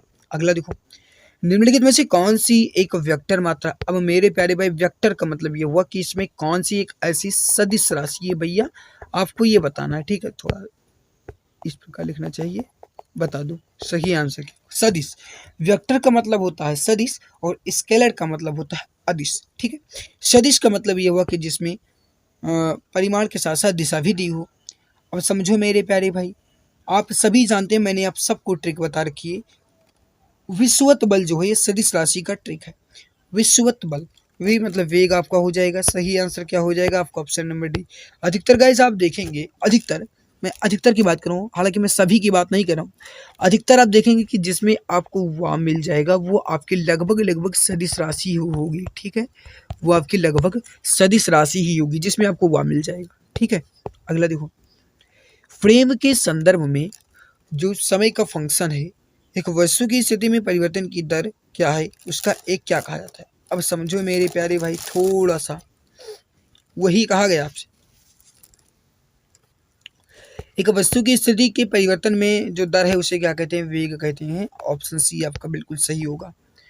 समय के साथ किसी वस्तु का वेग दिखाने वाली ग्राफ को क्या कहते हैं, इसका आंसर आप सबको बताना है, करेक्ट आंसर क्या होगा। समय के साथ किसी वस्तु के वेग को दिखाने वाले ग्राफ को क्या कहा जाता है, ये क्वेश्चन आपसे पूछा गया, फटाफट आंसर दे दो। क्वेश्चन नंबर 28, भैया उसे क्या कहा जाएगा, वेग समय ग्राफ कहा जाएगा ना। अरे भैया जब समय के साथ वो वस्तु का वेग दिखा रहा है तो वेग समय तो होगा। अरे भैया विस्थापन का मतलब ही नहीं कहा गया ना। सही आंसर क्या होगा आपका ऑप्शन ए। अगला है, शून्य त्वरण का अर्थ क्या है, समझो और आंसर दो। थोड़ा सा इजी क्वेश्चन आपका ये, फटाफट आंसर। शून्य त्वरण का अर्थ, शून्य त्वरण का अर्थ ये हुआ कि वस्तु का वेग स्थिर होगा, मतलब उसके त्वरण में कोई भी परिवर्तन ना हो, उसके एक्सेलरेशन में कोई भी चेंजेस ना हो, उसे कहा जाता है शून्य त्वरण। सही आंसर यहाँ पर क्या होगा आपका ऑप्शन ए। जो भी मित्र ऑप्शन नंबर ए बता रहे हैं बिल्कुल सही आंसर हो जाएगा। क्वेश्चन क्या कह रहा है कि धनात्मक त्वरण का अर्थ क्या है, यानी गाइस आप सभी को यहाँ पर बताना है कि पॉजिटिव एक्सेलरेशन का जो मीन्स होता है ये क्या है। ऑप्शन को देखो, आंसर दो फटाफट, राइट आंसर क्या होगा। सभी मित्र फटाफट आंसर दे दो, करेक्ट आंसर क्या हो जाएगा।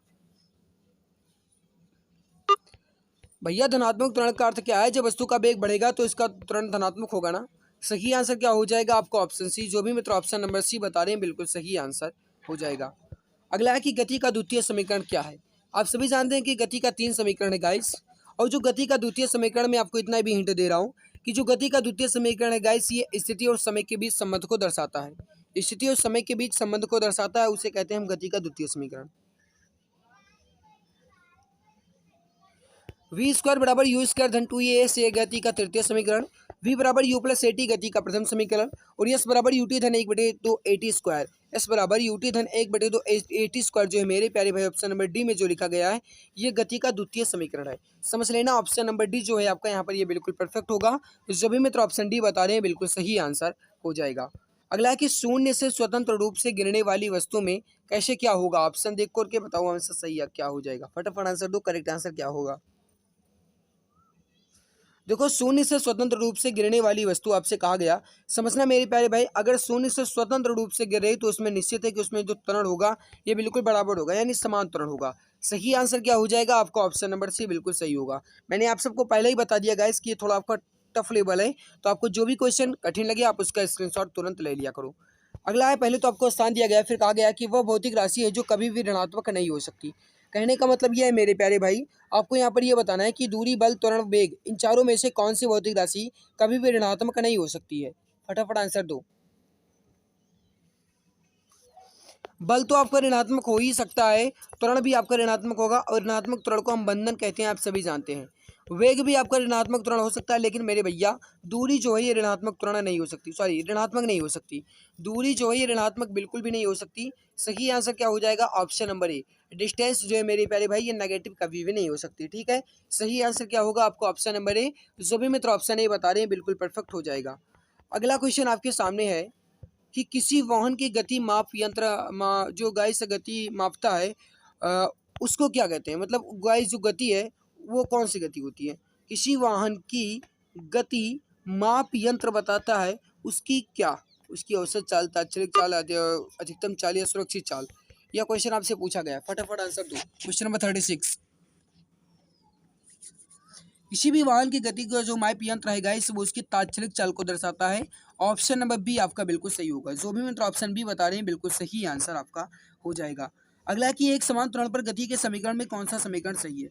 अब समझो मेरे प्यारे भाई क्वेश्चन क्या कह रहा है, एक समान त्वरण में गति के समीकरण में कौन सा समीकरण सही है। फटाफट आंसर दो।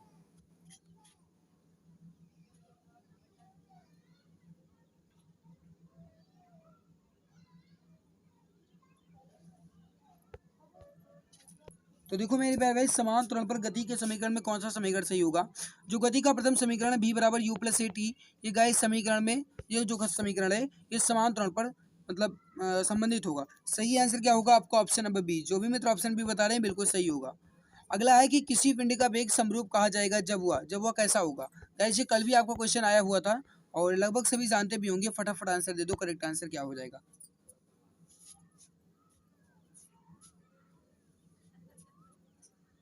समझो क्या रहा है कि किसी पिंड का वेग जो है समरूप कब कहेगा। तो उसका वेग गाइस, जब उसका वेग का मान और उसका जो दिशा होगी वो दोनों नियत होंगी। जब वेग का मान और दिशा दोनों नियत होंगे तो भी किसी भी पिंड का वेग समरूप कहा जाएगा। कहने का मतलब है ऑप्शन सी जो है आपका बिल्कुल सही होगा। जो भी मित्र ऑप्शन नंबर सी बता रहे हैं बिल्कुल सही आंसर हो जाएगा। एक समान वृत्तीय गति में कैसे क्या होगा आप सबको बताना है, ऑप्शन को देख करके बता दो फटाफट राइट आंसर क्या होगा।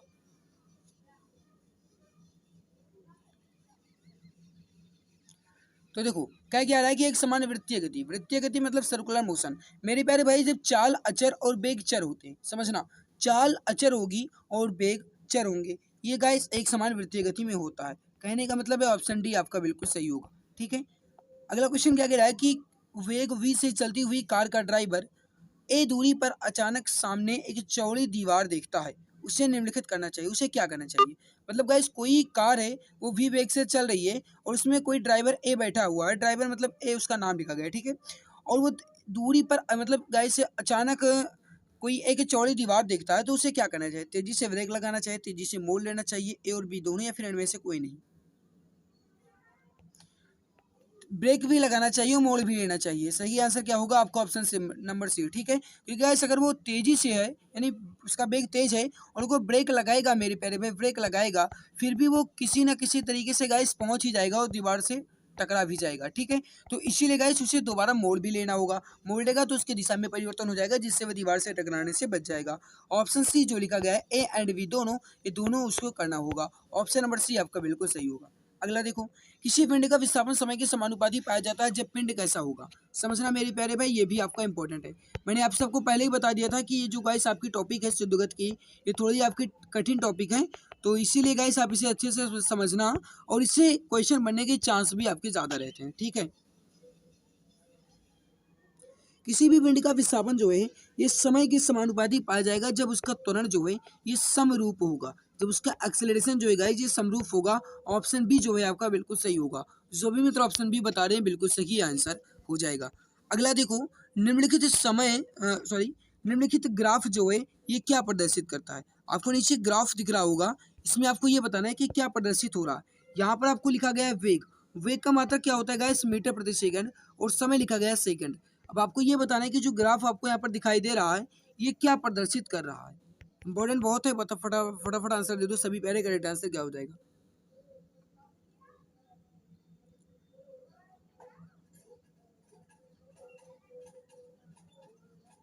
मेरे प्यारे भाई, आप सभी जानते हैं कि त्वरण का मात्रक क्या होता है, वेग में परिवर्तन और बटे समय, यानी कि मीटर प्रति सेकंड स्क्वायर, मीटर प्रति सेकंड स्क्वायर।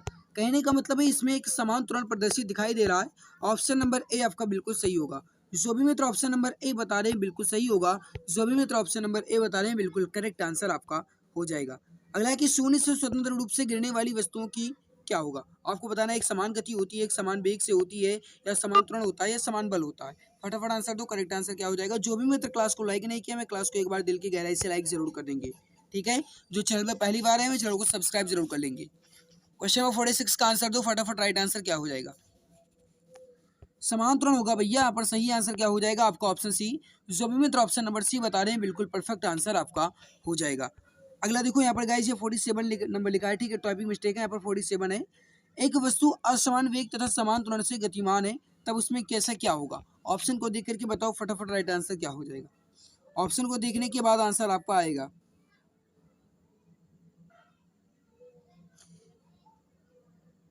अब भैया देखो, यहाँ पर बता क्या गया, असमान वेग है और समान त्वरण है। मतलब गाइस यहाँ पर बता दिया गया आपको, समझना आप सबको यहाँ पर बता ही दिया गया कि वेग और त्वरण है, यानी कि वेग और त्वरण में इसमें संबंध होगा।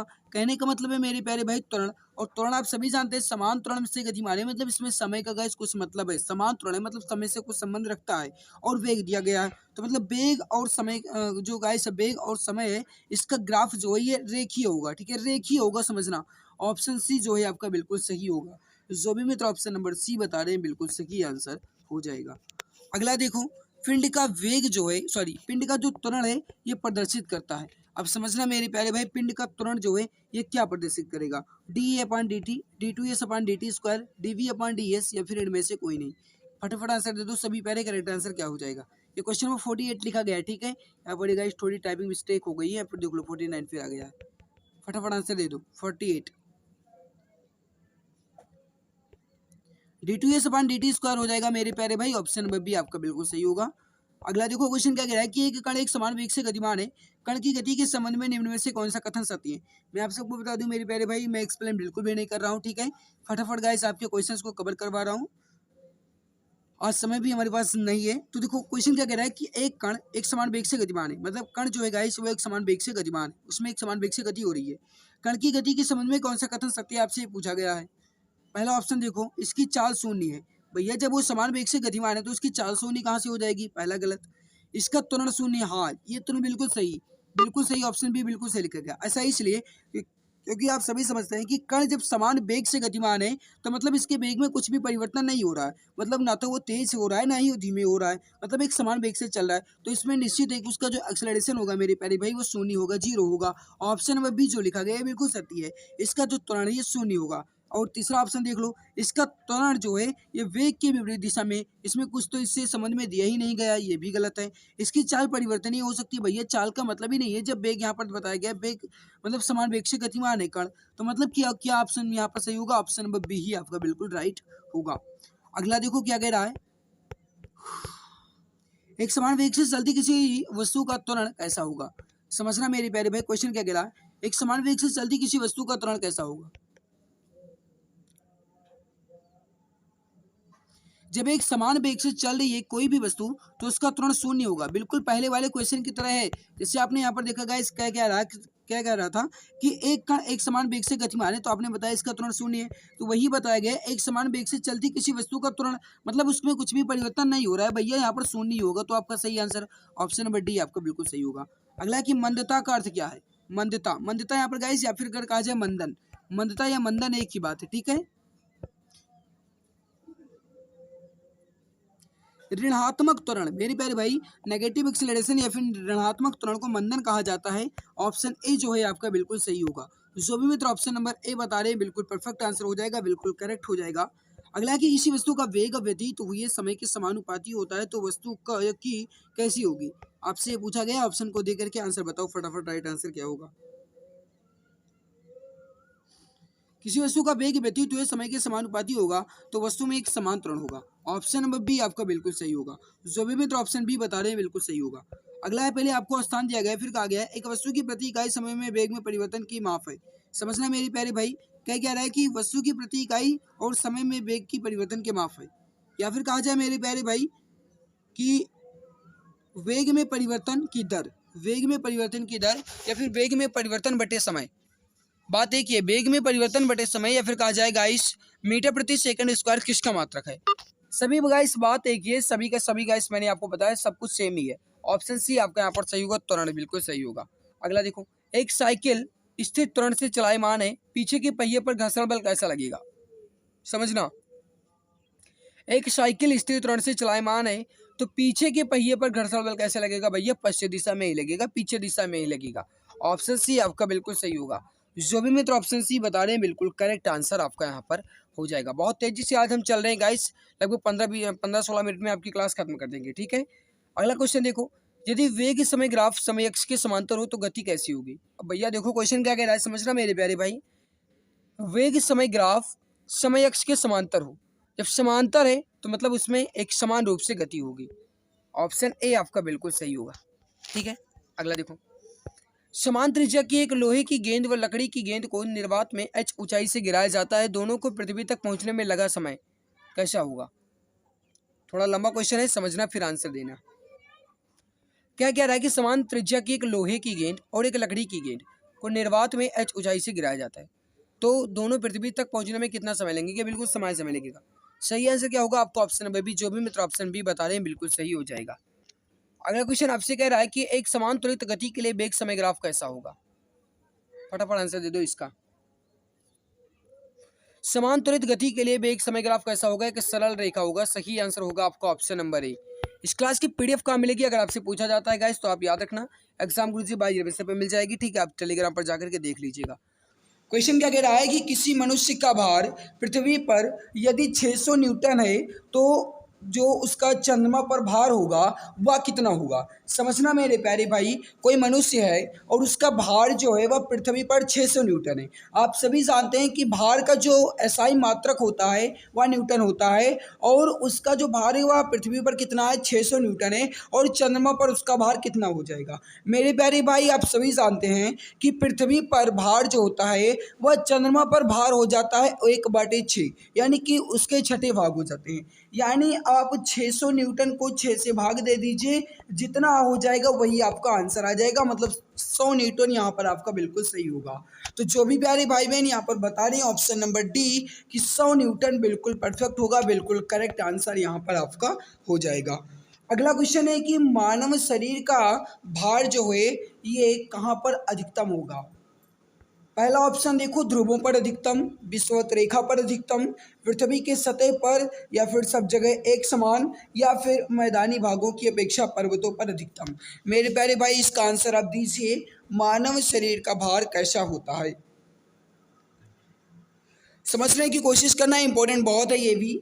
अब देखो, मानव शरीर का भार जो होता है मेरे प्यारे भाई, यह ध्रुवों पर अधिकतम होता है। यहाँ पर करेक्ट आंसर क्या होगा आपका ऑप्शन नंबर ए। तो जो भी हमारे प्यारे भाई बहन ऑप्शन ए बता रहे हैं बिल्कुल सही आंसर हो जाएगा, ठीक है।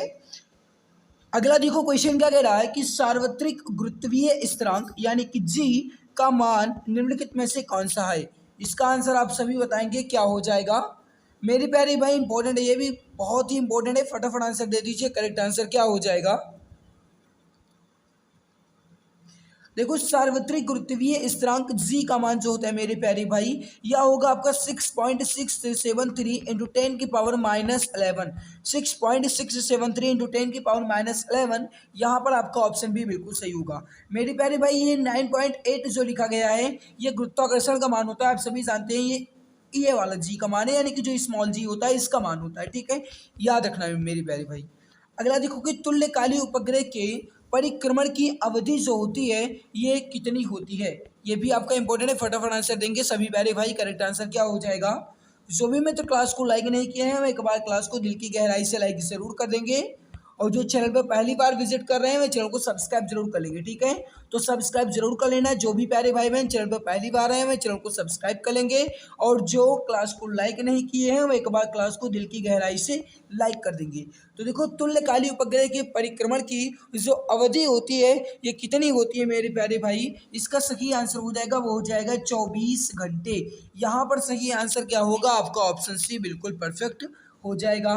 अगला है कि यदि पृथ्वी का द्रव्यमान वही रहे और त्रिज्या 1% कम हो जाए तब पृथ्वी के तल पर जो जी का मान होगा या कैसा होगा? समझने की कोशिश करना मेरे प्यारे भाई, इंपॉर्टेंट ये भी आपका है, फटाफट आंसर दीजिए। करेक्ट आंसर क्या हो जाएगा? अब देखो यदि पृथ्वी का द्रव्यमान वही रहे, मतलब उसका जो गाइस द्रव्यमान है उसका जो मॉस है वह सेम रहे, लेकिन उसका जो रेडियस है उसकी त्रिज्या जो है वह 1% कम हो जाएगी, तो जो जी का मान है मेरे प्यारे भाई ये जो है ये 2% बढ़ जाएगा। याद रखना यहाँ पर ये क्वेश्चन जो है मेरे प्यारे भाई थोड़ा कठिन क्वेश्चन है लेकिन इंपॉर्टेंट बहुत है, ठीक है, तो याद रखना इसका सही आंसर क्या हो जाएगा आपका? ऑप्शन नंबर बी 2% बढ़ जाएगा। तो जो भी प्यारे भाई बहन ऑप्शन बी बता रहे हैं कि 2% बढ़ जाएगा, बिल्कुल सही आंसर हो जाएगा। पृथ्वी का प्लान वेग कितना होता है, इसका आंसर आप सबको बताना है। प्लान वेग का मतलब ये हुआ मेरे प्यारे भाई, आपसे पूछा जा सकता है, तो देखो प्लान वेग का मतलब ये हुआ कि वह निश्चित वेग जिसमें अगर कोई भी वस्तु फेंकी जाए और वह उस वेग को पार करके उसके बाहर चला जाए तो और वो गाइस दोबारा ना आए, ठीक है, मतलब वो फिर से दोबारा अपने वायुमंडल में ना आ सके, अंतरिक्ष को पार करके बाहर चला जाए, तो इसे ही कहा जाता है प्लान वेग। अब समझना मेरे प्यारे भाई, अगर कोई भी पिंड है या कोई भी वस्तु है अगर आप 11.2 किलोमीटर प्रति सेकंड की वेग से फेंकते हैं तो गाइस अगर आप इतने वेग से फेंकते हैं तो वह प्लान वेग में चला जाएगा, फिर दोबारा वो आपको नजर नहीं आएगा। यहाँ पर कहने का मतलब है ऑप्शन डी जो है ये बिल्कुल सही आंसर हो जाएगा। 11.2 किलोमीटर प्रति सेकंड जो है ये एक प्लान वेग का मान होता है। ऑप्शन नंबर डी आपका बिल्कुल सही आंसर होगा। तो जो भी प्यारे भाई बहन ऑप्शन डी बता रहे हैं बिल्कुल परफेक्ट आंसर हो जाएगा। अगला देखो क्वेश्चन क्या कह रहा है, बहुत ही इंपॉर्टेंट ये भी है। क्वेश्चन है आपके सामने मेरे प्यारे भाई कि यदि पृथ्वी का गुरुत्वाकर्षण बल अचानक लुप्त हो जाता है, कहने का मतलब ये है कि अगर पृथ्वी पर जो ग्रेविटेशनल फोर्स है मेरे प्यारे भाई ये अचानक लुप्त हो जाए, मतलब खत्म हो जाए या फिर गायब हो जाए, तो इसमें कौन सा परिणाम सही होगा? यानी कि वस्तु का द्रव्यमान शून्य हो जाएगा या द्रव्यमान बढ़ जाएगा या फिर वस्तु का भार शून्य हो जाएगा परंतु द्रव्यमान वही रहेगा, या फिर इनमें से कोई नहीं? समझने की कोशिश करो, ये भी आपका इंपॉर्टेंट है, फटाफट आंसर दो। करेक्ट आंसर क्या हो जाएगा? मेरे प्यारे भाई आप सभी जानते हैं कि द्रव्यमान जो है गाइस से परिवर्तित नहीं होता है लेकिन भार परिवर्तित तो हो जाता है। तो गाइस वस्तु का भार तो शून्य हो जाएगा लेकिन उसका द्रव्यमान बिल्कुल वही रहेगा। गाइस आप सभी समझते हैं कि द्रव्यमान जो है कि निश्चित राशि, मतलब ये कहीं भी गाइस स्थान बदलने पर परिवर्तित नहीं होती है, गुरुत्वाकर्षण पर इस पर कुछ भी प्रभाव नहीं पड़ता है। कहने का मतलब है आपका यहाँ पर जो सही आंसर होगा मेरे प्यारे भाई वो हो जाएगा ऑप्शन नंबर सी, वस्तु का भार शून्य हो जाएगा परंतु द्रव्यमान जो है ये वही रहेगा। ऑप्शन नंबर सी जो भी प्यारे भाई बहन बता रहे हैं बिल्कुल परफेक्ट होगा, बिल्कुल करेक्ट आंसर हो जाएगा।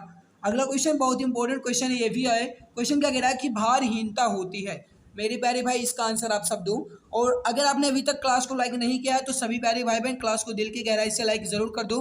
गाइस अगर मैं आपके लिए पूरी जी जान पूरी शिद्दत के साथ लगा हुआ हूँ तो आप सबकी जिम्मेदारी है, आप सबका भी दायित्व बनता है कि कम से कम आप क्लास को तो लाइक कर ही दिया करो। तो जो भी प्यारे भाई बहन चैनल पर पहली बार आए हैं चैनल को सब्सक्राइब कर लेंगे, और जो क्लास को लाइक नहीं किया है वे कबार क्लास को दिल की गहराई से लाइक जरूर कर देंगे। अब समझना मेरे प्यारे भाई भारहीनता, भारहीनता जो है मेरे प्यारे भाई, भारहीनता का मतलब ये हुआ कि गुरुत्वाकर्षण बिल्कुल शून्य हो जाए, मतलब गुरुत्वाकर्षण उसमें रहे ही ना, यानी कि गाइस ग्रेविटेशनल कुछ भी ना रहे उसे ही कहा जाता है भारहीनता, ठीक है, यानी भार उसमें कुछ भी ना रहे, तो गुरुत्वाकर्षण के शून्य की स्थिति में भारहीनता होती है। यहाँ पर सही आंसर हो जाएगा आपका ऑप्शन ए। तो जो भी प्यारे भाई बहन ऑप्शन नंबर ए बता रहे हैं बिल्कुल परफेक्ट होगा, बिल्कुल करेक्ट आंसर हो जाएगा। अगला क्वेश्चन क्या कह रहा है कि भौतिकी में दाब एकांक क्षेत्रफल पर लगने वाले, अब इससे राशि को क्या कहा जाएगा, कार्य, वेग, बल या फिर ऊर्जा। समझने की कोशिश करो, इंपॉर्टेंट ये भी आपका मेरे प्यारे भाई, थोड़ा सा इसमें आप दिमाग लगाइए, आंसर आपका फटाक से आ जाएगा, फटाफट आंसर देंगे सभी प्यारे भाई, करेक्ट आंसर क्या हो जाएगा। अब देखो कहा क्या गया मेरे प्यारे भाई, दाब एकांक क्षेत्रफल पर लगने वाला बल, यानी कि गाइस किसी भी वस्तु पर अगर एकांक क्षेत्रफल पर यानी कि एक निश्चित गाइस क्षेत्रफल पर कोई भी अगर गाइस दाब लगाया जाएगा तो उसे कहा जाता है कि वह उस पर बल लगा रहा है। कहने का मतलब उस पर फोर्स लगाया जा रहा है। यहाँ पर सही आंसर क्या हो जाएगा आपका ऑप्शन सी। तो जो भी प्यारे भाई बहन ऑप्शन नंबर सी बता रहे हैं बल, बिल्कुल परफेक्ट आंसर होगा, बिल्कुल करेक्ट आंसर हो जाएगा। अगला है कि दाब का एस आई मात्रक है मेरे प्यारे भाई, दाब का एस आई मात्रक समझने की कोशिश करना मेरे प्यारे भाई, इंपॉर्टेंट ये भी है आपका, फटाफट आंसर दो। अब देखो मैं आपको बता दूं कि दाब का जो गाइस एस आई मात्रक होता है यह होता है आपका पास्कल, ठीक है। यहाँ पर सही आंसर क्या हो जाएगा आपका option number A pascal. Pascal जो है मेरे प्यारे भाई ये दाब का एस आई मात्रक होता है। जो भी मित्र ऑप्शन नंबर ए बता रहे हैं बिल्कुल परफेक्ट आंसर होगा, बिल्कुल correct answer option number A आपका हो जाएगा।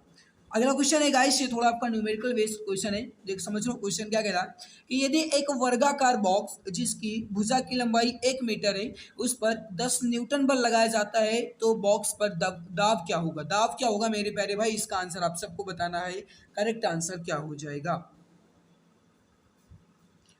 अब समझो मेरी प्यारे भाई क्वेश्चन क्या कह रहा है, एक वर्गाकार बॉक्स जिसकी भुजा की लंबाई 1 मीटर है और उस पर 10 न्यूटन का बल लगाया जाता है तो उस पर जो गाइस दाब होगा वह 10 पास्कल ही होगा, क्योंकि गाइस उसके जो भुजा की लंबाई वह 1 मीटर ही है। तो गाइस आप 10 पास्कल 10 न्यूटन को 1 मीटर से मल्टीप्लाई कराएंगे तो गाइस 10 पास्कल ही आंसर आएगा। कहने का मतलब है यहाँ पर आपका ऑप्शन सी जो है ये बिल्कुल सही आंसर होगा, ठीक है। और पास्कल यानी कि पी ए जो है मेरे प्यारे भाई ये पास्कल को प्रदर्शित करने की ये गाइस यहाँ पर मात्रक लिखा गया है, ठीक है। क्योंकि गाइस आप सभी समझते हैं कि जो दाब का सही मात्रक होता है पास्कल होता है। अगला देखो, एक 40 न्यूटन ब्लॉक किसी टेबल पर 20 पास्कल का दाब उत्पन्न करता है, क्षेत्रफल का मान क्या होगा जब ब्लॉक टेबल को स्पर्श करे। समझने की कोशिश करो, बल कितना दिया गया आपको 40 न्यूटन और गाइस दाब कितना दिया गया आपको 20 पास्कल। अब मेरे प्यारे भाई ये क्वेश्चन जो है आपका ये थोड़ा न्यूमेरिकल बेस्ड क्वेश्चन है, आंसर लगाइए, आंसर क्या होगा। अब देखो मेरे प्यारे भाई आप सभी समझते हैं क्षेत्रफल गाइस जो होता है ये होता है बल बटे दाब यहाँ पर होगा, ठीक है। और बल आपको कितना दिया गया है 40 न्यूटन और दाब है 20 पास्कल, और तो हो जाएगा गाइस यहाँ पर 20 का अगर आप 40 से भाग देंगे तो हो जाएगा 2। तो मतलब यहाँ पर ये हुआ मेरे प्यारे भाई 2 मीटर स्क्वायर। इसका मतलब ये हुआ गाइस मीटर स्क्वायर, क्यों मीटर स्क्वायर इसलिए क्योंकि आप सभी समझते हैं कि जो क्षेत्रफल का मात्रक होता है या मीटर स्क्वायर होता है, तो 2 मीटर स्क्वायर जो है मेरे प्यारे भाई एक इस क्षेत्रफल का मान होगा, ठीक ठीक है। आप सभी समझते हैं मेरे प्यारे भाई इसमें जो बल है ये गाइस बल और बटे दाब हो जाएगा, क्षेत्रफल बराबर बल बटे दाब, ठीक है। अगला देखो, वायु के दाब को मापने के लिए उपयोग किया जाता है, वायु के दाब को मापने के लिए हम किसका उपयोग करते हैं, यह क्वेश्चन आपसे पूछा गया है, बहुत ही बेहतरीन क्वेश्चन है, फटाफट आंसर दीजिए, करेक्ट आंसर क्या हो जाए, लगभग सभी जानते हैं, फटाफट आंसर दीजिए, कोई भी गलती नहीं करेगा। अब मेरे प्यारे भाई वायु के दाब को मापने के लिए हम बैरोमीटर का प्रयोग करते हैं। यहाँ पर सही आंसर क्या हो जाएगा आपका ऑप्शन नंबर डी, बैरोमीटर का प्रयोग किया जाएगा। तो जो भी हमारे प्यारे भाई बहन यहाँ पर ऑप्शन नंबर डी बता रहे हैं कि बैरोमीटर बिल्कुल परफेक्ट आंसर होगा, बिल्कुल करेक्ट आंसर आपका हो जाएगा। अगला है कि निम्न में से कौन सा दाब मापने का मात्रक है। अब समझो मेरे प्यारे भाई यहाँ पर दाब मापने का मात्रक मैं आपको बता दूं कि इसमें गाइस आपका अगर कहा जाए तो ये आपका होना चाहिए कि कौन कौन से हैं, फिर आपको एक नीचे कूट भाषा दिया जाना अनिवार्य है। इसके अलावा मेरे प्यारे भाई मैं आपको बता दूं इसमें अगर कहा जाता तो ये भी आपको ऑप्शन ये क्वेश्चन थोड़ा गलत लिखा गया है, होना चाहिए कि इसमें कौन सा दाब मापने का मात्रक नहीं है। मेरे प्यारे भाई यहाँ पर ये नहीं है लिखा है, ठीक है। तो अब यहाँ पर आपको बताना है कि इसमें दाब मापने का मात्रक इसमें कौन सा नहीं है। पहला ऑप्शन है बार, दूसरा है वायुमंडल, तीसरा है जूल और चौथा है पास्कल। सभी जानते हैं मेरे प्यारे भाई कि जो बार है ये भी दाब मापने का मात्रक है और वायुमंडलीय दाब को हम वायुमंडलीय दाब में मापते हैं जो गाइस एटम होता है यानी कि एटमॉस्फेरिक होता है। एक एटम आपसे नहीं पढ़ा होगा। और जो पास्कल है गाइस तो इसका तो ऐसा ही मात्रक होता ही है। मतलब बार वायुमंडल और पास्कल जो ये दाब मापने का मात्रक है। बट यहाँ पर जूल जो लिखा गया है मेरे प्यारे भाई, जूल जो है ये दाब का मात्रक नहीं होता है। ये कार्य, ऊर्जा, ऊष्मा इन सभी का मात्रक हो जाएगा। तो कहने का मतलब है यहाँ पर नहीं होना चाहिए मेरे प्यारे भाई, टाइपिंग मिस्टेक है इसके लिए सॉरी। यहाँ पर जूल होना चाहिए। ठीक है, ऑप्शन सी आपका बिल्कुल सही होगा।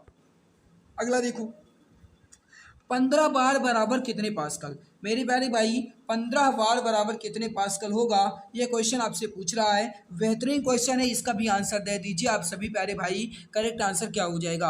और जो भी मित्र क्लास को लाइक नहीं किए, मैं क्लास को दिल की गहराई से एक बार लाइक जरूर कर देंगे। अब देखो 15 बार बराबर मेरे प्यारे भाई 1.5 इंटू 10 की पावर 6 पास्कल, 1.5 इंटू 10 की पावर 6 पास्कल बराबर ये हो जाएगा आपका 15 बार के बराबर। ठीक है, और बार जो है मेरे प्यारे भाई ये दाब का सीजीएस पद्धति में मात्रक होता है और पास्कल जो होता है ये दाब का एसआई पद्धति में मात्रक होता है। ये दोनों आप याद रखना, आपसे पूछा जा सकता है। अगला है कि किसी तैराक पर दाब क्या होगा जब वह समुद्र तल से 10 मीटर नीचे हो। मतलब जब वह समुद्र तल से 10 मीटर नीचे जाएगा तो उस तैराक के ऊपर जो दाब का प्रभाव पड़ेगा या कितना होगा। मेरे प्यारे भाई इंपॉर्टेंट ये भी है आपका, फटाफट आंसर दे दीजिए। करेक्ट आंसर क्या हो जाएगा। देखो गाइस आप इसे समझ लेना। ठीक है, इसका सही आंसर हो जाएगा 2 एटम होगा, यानी कि 2 एटमॉस्फेरिक, 2 वायुमंडलीय दाब हो जाएगा। यहाँ पर सही आंसर क्या हो जाएगा आपका, ऑप्शन नंबर डी। अगला है कि आपके सिर पर हमेशा हवा या फिर वायु का वजन जो है ये कितना होता है। मेरे प्यारे भाई जो वायुमंडलीय दाब होता है आपके सिर पर हमेशा वजन होता है, ये समझ लेना। ठीक है, लेकिन हवा का वजन होता है मेरे प्यारे भाई। और आप अगर मतलब समझेंगे तो कहेंगे कि गाइस ये इतना वजन होता है, मेरे को पता भी नहीं। बिल्कुल मेरे प्यारे भाई 1000 किलोग्राम का वजन आपके ऊपर रहता है हवा का। ठीक है, फिर भी आप गाइस इसे महसूस करते हैं, बस आप समझने की कोशिश करना। यहाँ पर जो सही आंसर होगा आपका ऑप्शन नंबर ए। तो जो भी प्यारे भाई बहन ऑप्शन नंबर ए बता रहे हैं बिल्कुल परफेक्ट आंसर होगा, बिल्कुल करेक्ट आंसर हो जाएगा। अगला है कि जो बल हमेशा गति का विरोध करता है उसे क्या कहते हैं। मेरे प्यारे भाई इंपॉर्टेंट ये भी है आपका, ऑप्शन है आपके सामने, चुंबकीय बल, घर्षण बल, स्थिरवैद्युत बल या फिर नॉन, यानी इनमें से कोई नहीं। तो देखो जो बल हमेशा गति का विरोध करे मेरे प्यारे भाई, जो बल हमेशा गति का विरोध करता है उसे कहते हैं घर्षण बल। यानी गाइस अगर आप मतलब तेज गति से जा रहे हैं तो आपको रोकने का प्रयास करेगा तो घर्षण बल ही कार्य करेगा। अगर आप गाइस मतलब विरामावस्था में हैं और अगर आप फिर से अपनी गति बढ़ाना चाहते हैं तो गाइस जो आपको रोके हुई है घर्षण बल ही है। तो कहने का मतलब है यहाँ पर जो घर्षण बल है मेरे प्यारे भाई, ये बल की जो बल है, जो घर्षण बल जो है ये हमेशा गति का विरोध करता है। ठीक है, यहाँ पर सही आंसर क्या होगा आपका, ऑप्शन नंबर बी, घर्षण यानी कि फ्रिक्शनल फोर्स यहाँ पर आपका बिल्कुल सही आंसर होगा। जो भी प्यारे भाई बहन ऑप्शन बी बता रहे हैं बिल्कुल सही आंसर होगा। अगला है कि किसी वस्तु पर बल लगाने पर वस्तु पर क्या प्रभाव पड़ेगा। अब समझने की कोशिश करना मेरे प्यारे भाई, किसी भी वस्तु पर बल लगाने पर वस्तु पर क्या प्रभाव पड़ेगा। अब अगर आप किसी भी वस्तु पर बल लगाएंगे तो उसके जो गाइस चाल में परिवर्तन है ये बदल जाएगा। मतलब गाइस उसकी जो चाल है ये बदल जाएगी। कहने का मतलब है यहाँ पर उसके चाल में परिवर्तन हो जाएगा। ऑप्शन नंबर सी आपका बिल्कुल परफेक्ट होगा। तो जो भी प्यारे भाई बहन ऑप्शन सी बता रहे हैं कि चाल में परिवर्तन, बिल्कुल करेक्ट आंसर होगा, बिल्कुल परफेक्ट आंसर हो जाएगा। नेक्स्ट है कि वस्तु की मात्रा बदलने पर अपरिवर्तित होगा। इसका आंसर आप सभी प्यारे भाई बहन दे देंगे फटाफट, बहुत इंपॉर्टेंट ये भी है। वस्तु की मात्रा बदलने पर अपरिवर्तित रहेगा। मेरे प्यारे भाई अगर वस्तु की मात्रा बदल दी जाएगी तो उसमें अपरिवर्तित क्या रहेगा आपसे पूछा गया है, ये भी आपका इंपॉर्टेंट है। क्या बदलेगा नहीं आपसे पूछ रहा है। ठीक है, अब समझो मेरे प्यारे भाई वस्तु की मात्रा अगर बदल दी जाएगी तो उसमें क्या अपरिवर्तित रहेगा आपसे कहा गया है। तो याद रखना मेरे प्यारे भाई, वस्तु का जो डेंसिटी होता है या फिर जो उसका घनत्व होता है, यानी घनत्व का होता है गाइस, अगर आपसे मात्रा पूछा जाता है तो याद रखना किलोग्राम प्रति मीटर क्यूब पे, क्योंकि गाइस घनत्व बराबर होता है द्रव्यमान बटे आयतन। ठीक है, तो ये आप इसका मात्रक भी याद रखना। तो देखो वस्तु की मात्रा अगर बदल दी जाएगी तो उसमें उसका घनत्व जो है ये अपरिवर्तित रहेगा। ऑप्शन डी जो है आपका उत्तर प्रदेश पुलिस भर्ती 2022 असिस्टेंट ऑपरेटर या फिर हेड ऑपरेटर की अगर आप तैयारी कर रहे हैं तो आप सभी जानते हैं कि आपके असिस्टेंट या फिर हेड ऑपरेटर में साइंस के क्वेश्चन आने वाले हैं। मेरे प्यारे भाई आइए आज की इस बेहतरीन क्लास की शुरुआत करते हैं। और आप सभी जानते हैं कि साइंस का टेस्ट आज होगा और हमारी जो जिद है गाइस वो पूरी ज़रूर होगी। कहने का मतलब है हमारी जो जिद है कि सिलेक्शन लेना है तो सिलेक्शन तो होगा ही। तो अब आइए मेरे प्यारे भाई आज की इस बेहतरीन क्लास की शुरुआत करते हैं। और आप सबको बता दें कि आज की क्लास जो है काफ़ी ज़्यादा बेहतरीन होने वाली है।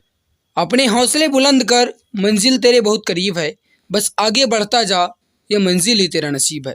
समझ के मेरे प्यारे भाई, अपने हौसले बुलंद कर, मंजिल तेरे बहुत करीब है, बस आगे बढ़ता जा, ये मंजिल ही तेरा नसीब है। अब आइए मेरे प्यारे भाई, इसी आशा जोश उम्मीद के साथ हम बढ़ते हैं क्वेश्चंस की तरफ। आपको हर एक क्वेश्चन का आंसर देना है। बहुत ही बेहतरीन क्वेश्चन है आज के, और मैं आपको बता दूं गाइस कि इसके पहले आपकी जीके की क्लास कंप्लीट हो चुकी है। आप सभी जानते हैं कि जो साइंस की क्लास होती है ये रोज रात 8 बजे होती है, और इस क्लास की पीडीएफ कहाँ मिलेगी, कुछ बच्चे समझ रहे हो, सोच रहे होंगे, तो मैं आपको बता दूं इस क्लास की पीडीएफ जो है वो आपको मिलेगी हमारे टेलीग्राम चैनल एग्जाम गुरुजी बाय अरविंद सर पर। आप जाकर के देख लीजिएगा, ठीक है। तो चलिए मेरे प्यारे भाई, आज की इस बेहतरीन क्लास की शुरुआत करते हैं। और आप सभी से मैं एक बार दिल की गहराई से पहले रिक्वेस्ट करता हूं कि जो भी प्यारे भाई बहन जुड़ चुके हैं वो एक बार क्लास को दिल की गहराई से पहले क्लास को लाइक कर देंगे। सभी प्यारे भाई जो भी जुड़ चुके हैं वे क्लास को लाइक कर दें और अपने मित्र तक इस क्लास को शेयर भी कर दें, उसके बाद ही क्लास में आगे बढ़ें। सभी मित्र एक बार क्लास को फटाफट शेयर कर दीजिए, उसके बाद आगे बढ़ते हैं। फर्स्ट क्वेश्चन आपके सामने है। देखो गाइस, यहाँ पर स्पष्ट आपको दिख नहीं रहा होगा तो मैं आपको यहाँ पर बोलकर सुना रहा हूँ, ठीक है। ये बुक से मैंने लिया है। फर्स्ट क्वेश्चन है कि एवोगैड्रो संख्या का मान कितना होता है। यहाँ पर देखो एवोगैड्रो संख्या का मान कितना होता है, यह क्वेश्चन आपसे पूछा गया है, ठीक है। इसका आंसर आप सबको बताना है। देखो स्पष्ट नहीं दिख रहा होगा गाइस, तो आप सुन लीजिएगा मैं जो बता रहा हूँ, ठीक है। ऑप्शन पहला आपको दिया गया है 6.023 इंटू 10 की पावर 23, दूसरा है 6.023 इंटू 10 की पावर 23, और तीसरा ऑप्शन है 6.23 इंटू 10 की पावर 24, और चौथा है 6.23 इंटू 10 की पावर 23। ये 25 है, ठीक है। यहाँ पर 25 लिखा गया है।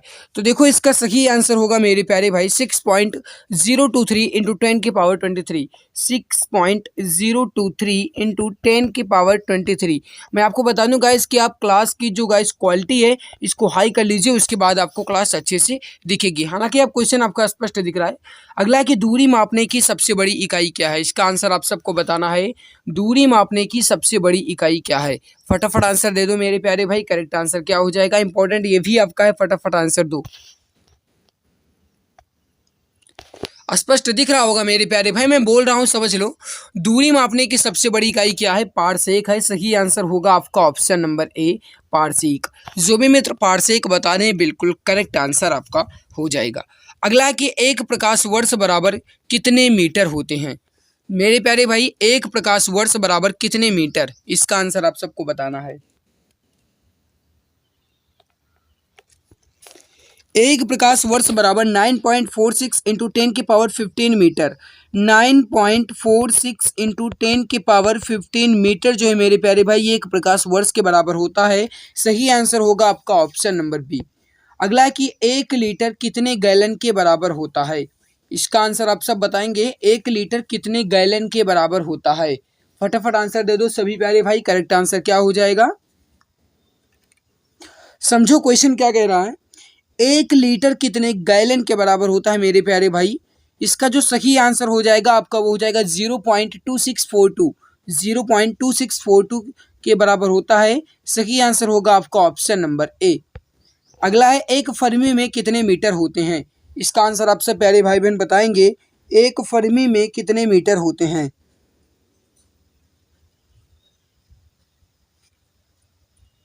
गाइस यानी आप कहते हो फर्मी मीटर या फिर कहा जाए कि फर्मी में कितने मीटर होते हैं, सब कुछ गाइस बात एक ही होगी। 10 की पावर -15 मीटर बराबर एक फर्मी मीटर, 10 की पावर -15 मीटर बराबर एक फर्मी मीटर। सही आंसर क्या होगा आपका ऑप्शन नंबर बी।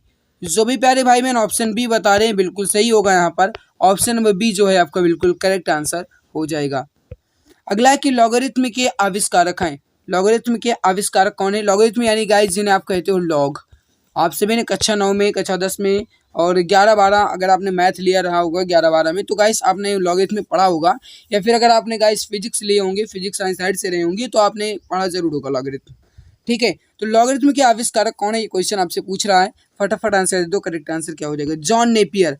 सही आंसर यहाँ पर क्या होगा आपका, जॉन नेपियर। सही आंसर हो जाएगा मेरे प्यारे भाई ऑप्शन नंबर सी। जो भी मित्र ऑप्शन सी बता रहे हैं बिल्कुल परफेक्ट आंसर हो जाएगा। अगला है कि क्वांटम सिद्धांत के प्रतिपादक कौन है। इसका आंसर आप सबको बताना है कि क्वांटम सिद्धांत के प्रतिपादक कौन है। फटाफट आंसर दे दो सभी प्यारे भाई। करेक्ट आंसर क्या हो जाएगा, जो यहाँ पर सही आंसर होगा आपका वो हो जाएगा मैक्स प्लांक। क्वांटम सिद्धांत के प्रतिपादक कौन है, मैक्स प्लांक। जो भी प्यारे भाई बहन ऑप्शन सी बता रहे हैं बिल्कुल परफेक्ट आंसर होगा, बिल्कुल करेक्ट आंसर आपका हो जाएगा मैक्स प्लांक। ठीक है, चलिए आगे बढ़ते हैं। अगला है कि वायुमंडल की आर्द्रता को मापने वाला यंत्र। वायुमंडल की आर्द्रता को मापने वाला यंत्र आपसे पूछा गया है। बेहतरीन क्वेश्चन है, फटाफट आंसर दे दो सभी प्यारे भाई। करेक्ट आंसर क्या हो जाएगा? सही आंसर हो जाएगा, वो हो जाएगा हाइग्रोमीटर के द्वारा मापा जाता है। जो भी प्यारे भाई बहन यहाँ पर बता रहे हैं कि हाइग्रोमीटर, बिल्कुल परफेक्ट आंसर होगा आपका ऑप्शन नंबर बी। अगला कि एक एंगस्ट्रम जो मात्रक है ये किसके बराबर होता है? इसका आंसर आप सबको बताना है। एक एंगस्ट्रम मात्रक किसके बराबर होता है? फटाफट आंसर दे देंगे सभी प्यारे भाई। करेक्ट आंसर क्या हो जाएगा?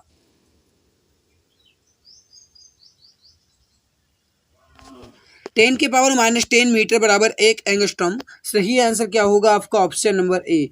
जो भी प्यारे भाई बहन ऑप्शन ए बता रहे हैं बिल्कुल परफेक्ट आंसर होगा। अगला कि पृथ्वी की उपग्रह का कक्षीय वेग निर्भर करता है किसके ऊपर? ये भी इंपॉर्टेंट क्वेश्चन है आपका, फटाफट आंसर दे दो। करेक्ट आंसर क्या हो जाएगा? मैं आपको बता दूं गाइस कि अगर आपको ये स्पष्ट नहीं दिख रहा है तो आप क्लास की क्वालिटी को थोड़ा स्पीड, मतलब इसकी जो क्वालिटी है गाइस, ये आप 480 पे चलाइए, 480p पे गाइस, वो अच्छे से आपकी क्लास दिखेगी। ठीक है, तो देखो पृथ्वी के उपग्रह का कक्षीय वेग जो है निर्भर करता है किसके ऊपर? आपसे ये पूछा गया। सही आंसर होगा कक्षा की त्रिज्या पर निर्भर करेगा। सही आंसर होगा मेरे प्यारे भाई ऑप्शन नंबर ए। जो भी प्यारे मित्र प्यारे भाई बहन ऑप्शन ए बता रहे हैं बिल्कुल परफेक्ट आंसर हो जाएगा। अगला कि घड़ी की चाबी में कौन सी ऊर्जा संचित होती है? घड़ी की चाबी में कौन सी ऊर्जा संचित होती है? यह क्वेश्चन आपका इंपॉर्टेंट बहुत है, फटाफट आंसर दे दो सभी प्यारे भाई। करेक्ट आंसर क्या हो जाएगा?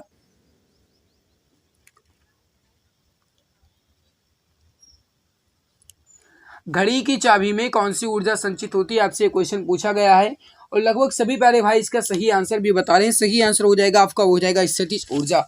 घड़ी की चाबी में कौन सी ऊर्जा संचित होती है? स्थितिज ऊर्जा संचित होती है। ऑप्शन नंबर सी आपका बिल्कुल सही आंसर हो जाएगा। अगला आपके सामने है कि यदि किसी पिंड के संवेग 50% बढ़ा दिए जाए तो इस गतिज ऊर्जा का मान कैसा होगा? अब मेरे प्यारे भैया समझने की कोशिश करना है। यहाँ पर क्वेश्चन क्या कहा गया है आपसे? किसी भी वस्तु का अगर संवेग, किसी भी पिंड का अगर संवेग 50% बढ़ा दिया जाएगा तो उसकी गतिज ऊर्जा में क्या प्रभाव पड़ेगा?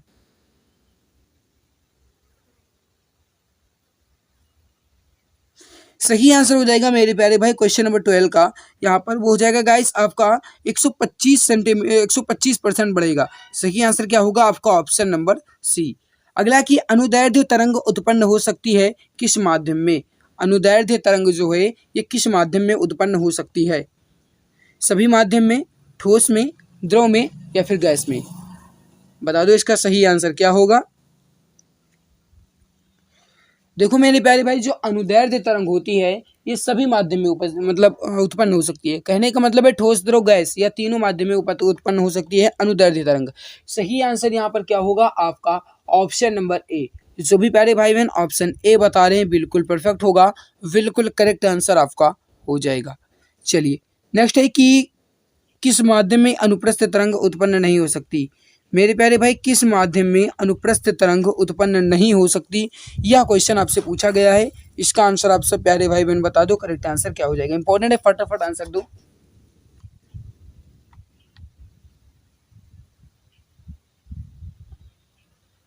सही आंसर हो जाएगा, वो हो जाएगा हवा में गाइस जो अनुप्रस्थ तरंग है ये उत्पन्न नहीं हो सकती। ऑप्शन नंबर सी आपका बिल्कुल सही होगा। अगला कि प्रतिबल और विकृति का अनुपात जो है क्या कहलाता है? प्रतिबल और विकृति का अनुपात जो है क्या कहलाता है? कल से गाइस मैं इस क्वेश्चन को थोड़ा इसकी जो गाइस क्वालिटी है थोड़ी हाई में रखूंगा, ठीक है, ताकि आप सबको कुछ भी परेशानी ना हो। तो देखो प्रतिबल और विकृति का अनुपात जो है ये क्या कहलाता है मेरे प्यारे भाई? प्रत्यास्थता गुणांक कहलाता है। सही आंसर क्या होगा आपका? Option number A. जो भी प्यारे भाई बहन ऑप्शन ए बता रहे हैं बिल्कुल सही होगा। अगला है कि पनडुब्बी जो है ये किसके सिद्धांत पर आधारित है? ये भी आपका इंपॉर्टेंट है, फटाफट आंसर दे दो सभी प्यारे भाई। करेक्ट आंसर क्या हो जाएगा? पनडुब्बी। पनडुब्बी जो मेरे प्यारे भाई ये उत्प्लवन के नियम पर आधारित है या फिर कहा जाए आर्किमिडीज के सिद्धांत पर आधारित है। उत्प्लवन के नियम पर आधारित है या फिर आर्किमिडीज के सिद्धांत पर आधारित है गाइस, ये बात एक ही है। सही आंसर यहाँ पर क्या हो जाएगा आपका? आर्किमिडीज के सिद्धांत पर आधारित है। जो भी प्यारे भाई बहन प्यारे मित्र यहाँ पर ऑप्शन बी बता रहे हैं बिल्कुल परफेक्ट आंसर हो जाएगा, बिल्कुल करेक्ट आंसर आपका हो जाएगा। अगला कि समुद्र में तैरना नदी की अपेक्षा आसान है, आखिर क्यों? यानी कि समुद्र में नदी की अपेक्षा तैरना आसान होता है, क्यों?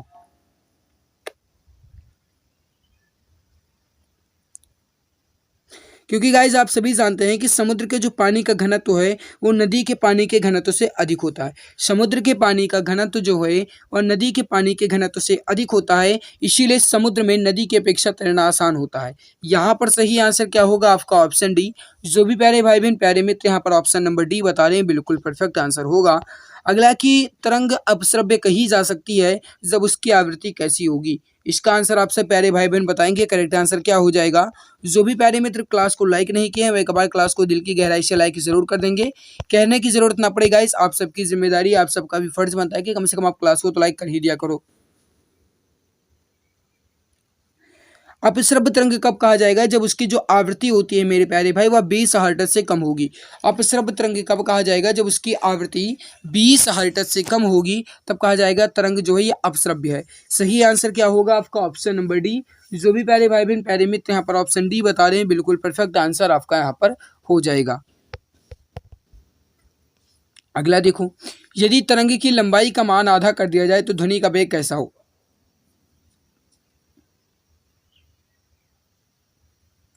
मेरे प्यारे भाई यदि तरंग की लंबाई का मान आधा कर दिया जाएगा तो ध्वनि का वेग भी आधा होगा, क्योंकि गाइज आप सभी समझते हैं कि ध्वनि का वेग और तरंग जो गाइज ये दोनों समानुपाती होते हैं। सही आंसर क्या होगा आपका? Option number A.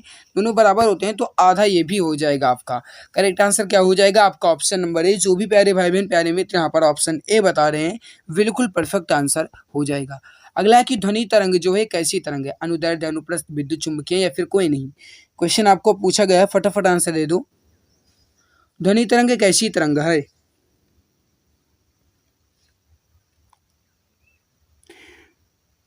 मेरे प्यारे भाई, ध्वनि तरंग जो है एक प्रकार की अनुदैर्ध्य तरंग है। जो भी प्यारे भाई बहन ऑप्शन नंबर ए बता रहे हैं अनुदैर्ध्य, बिल्कुल सही आंसर हो जाएगा। जो भी मित्र ऑप्शन नंबर ए बता रहे हैं बिल्कुल करेक्ट होगा। अगला कि गोलीय दर्पण की फोकस दूरी उसकी त्रिज्या की कितनी होती है? गोलीय दर्पण की जो फोकस दूरी है वह उसकी वक्रता त्रिज्या की दोगुनी होती है, आधी होती है, तिगुनी होती है, चौथाई होती है, कैसी होती है? फटाफट आंसर दे दो सभी प्यारे भाई। करेक्ट आंसर क्या हो जाएगा मेरे प्यारे भाई? गोलीय दर्पण की जो फोकस दूरी है ये उसकी वक्रता त्रिज्या की कैसी होती है? आधी होती है। आप सभी जानते हैं मेरे प्यारे भाई कि फोकस दूरी बराबर होता है r/2 है। ठीक है, सही आंसर क्या होगा आपका? Option number A. अगला है कि उत्तल दर्पण द्वारा बना प्रतिबिंब कैसा होता है? उत्तल दर्पण द्वारा बना प्रतिबिंब जो है मेरे प्यारे भाई ये सदैव काल्पनिक और सीधा बनता है। सही आंसर क्या होगा आपका? Option number C. जो भी प्यारे भाई बहन प्यारे मित्र यहाँ पर ऑप्शन सी बता रहे हैं, बिल्कुल परफेक्ट आंसर हो जाएगा। प्रकाश तरंग का उदाहरण यहाँ पर आपसे पूछा गया है, ये भी आपका इंपॉर्टेंट है, फटाफट आंसर दे दो। करेक्ट आंसर क्या हो जाएगा? ऑप्शन आपके सामने कि ध्वनि तरंग का है, विद्युत चुम्बकीय अनुप्रस्थ तरंग का है, या फिर परावैगनी तरंग का है, या फिर इनमें से कोई नहीं। फटाफट आंसर दे देंगे सभी प्यारे भाई। करेक्ट आंसर क्या हो जाएगा? जो भी मित्र क्लास को लाइक नहीं किया, मैं क्लास को दिल से लाइक जरूर कर देंगे, कहने की जरूरत ना पड़े। अगर मैं आपके लिए मेहनत करता हूँ तो आप सबकी जिम्मेदारी कि कम से कम आप क्लास को तो लाइक कर ही दिया करो। विद्युत चुम्बकीय अनुप्रस्थ तरंग है, प्रकाश तरंग जो है इसे विद्युत चुम्बकीय अनुप्रस्थ तरंग है। सही आंसर होगा आपका ऑप्शन नंबर बी। अगला कि फोटोग्राफिक कैमरे का अभिदृश्यक लेंस जो है कैसा होता है? फोटोग्राफिक कैमरे का अभिदृश्यक लेंस जो है कैसा होता है? ऑप्शन है अवतल, उत्तल, उभयोत्तल या फिर कोई नहीं।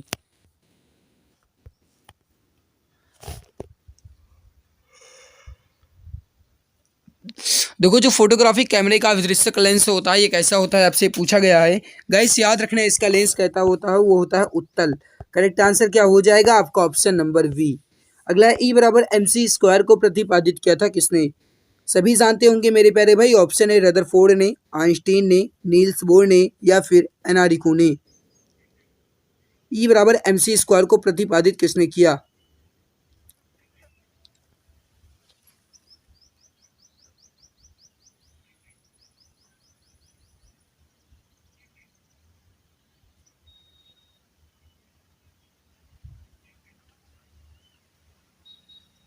सही आंसर हो जाएगा यहाँ पर, वो हो जाएगा आइंस्टीन ने। जो भी प्यारे भाई बहन ऑप्शन नंबर बी बता रहे हैं कि आइंस्टीन ने, बिल्कुल करेक्ट आंसर होगा आपका, बिल्कुल परफेक्ट आंसर हो जाएगा। जो भी प्यारे भाई बहन ऑप्शन बी बता रहे हैं बिल्कुल सही होगा। अगला है कि थोरियम का नाभिक को बदला जा सकता है किसमें? थोरियम के नाभिक को बदला जा सकता है यूरेनियम में, पोलिटोनियम में, पोलोनियम में या फिर रेडियम में। क्वेश्चन नंबर 26 आपका बहुत ही इंपॉर्टेंट है, फटाफट आंसर दे दो। थोरियम के नाभिक को प्लूटोनियम से बदला जा सकता है। ऑप्शन नंबर बी आपका बिल्कुल सही आंसर होगा। अगला है फ्यूज का पदार्थ जो है ये होना चाहिए उच्च प्रतिरोध का, निम्न गलनांक का, उच्च नम्यता या फिर उच्च गलनांक का। फ्यूज का पदार्थ जो है कैसा होना चाहिए आपसे ये पूछा गया। मेरे प्यारे भाई ये निम्न गलनांक का होना चाहिए। और फ्यूज जो है किसका कार्य करता है आप सभी जानते हैं। फ्यूज जो है गाइस ये हमारे घरों में विद्युत परिपथ की रक्षा करने के लिए कार्य करता है, यानी कि विद्युत परिपथ की रक्षा के लिए लगाया जाता है फ्यूज। और फ्यूज कैसा होना चाहिए मेरे प्यारे भाई, ये याद रखना निम्न गलनांक का होना चाहिए। यहाँ पर सही आंसर क्या होगा आपका ऑप्शन नंबर बी। जो भी प्यारे भाई बहन ऑप्शन बी बता रहे हैं बिल्कुल परफेक्ट आंसर हो जाएगा। अगला है कि निम्न विद्युत चुंबकीय तरंगों में किसकी आवृत्ति अधिकतम है। कहने का मतलब है यक्ष किरण, वाई किरण और परावैंगनी किरण और अवरक्त किरण में से इन चारों ऑप्शन में से किसकी विद्युत चुंबकीय तरंग की जो आवृत्ति है ये अधिकतम है। याद रखना मेरे प्यारे भाई अवरक्त किरण की जो विद्युत चुंबकीय आवृत्ति होती है ये अधिक होती है। सही आंसर क्या होगा आपका ऑप्शन डी। जो भी प्यारे भाई बहन ऑप्शन नंबर डी बता रहे हैं बिल्कुल परफेक्ट होगा। अगला है कि ऊर्जा का क्षय कम होता है दिष्ट धारा में, प्रत्यावर्ती धारा में या फिर दोनों प्रकार की धारा में या फिर कोई नहीं। ऊर्जा का क्षय मेरे प्यारे भाई ऊर्जा का क्षय जो है ये कम होता है, याद रखना है दिष्ट धारा में। सही आंसर क्या होगा आपका ऑप्शन नंबर ए। अगला है आपके सामने ट्रांसफार्मर जो है ये किस सिद्धांत पर आधारित है। मेरे प्यारे भाई ये भी क्वेश्चन आपका इंपॉर्टेंट है, लगभग सभी प्यारे भाई जानते होंगे इसका सही आंसर क्या होगा।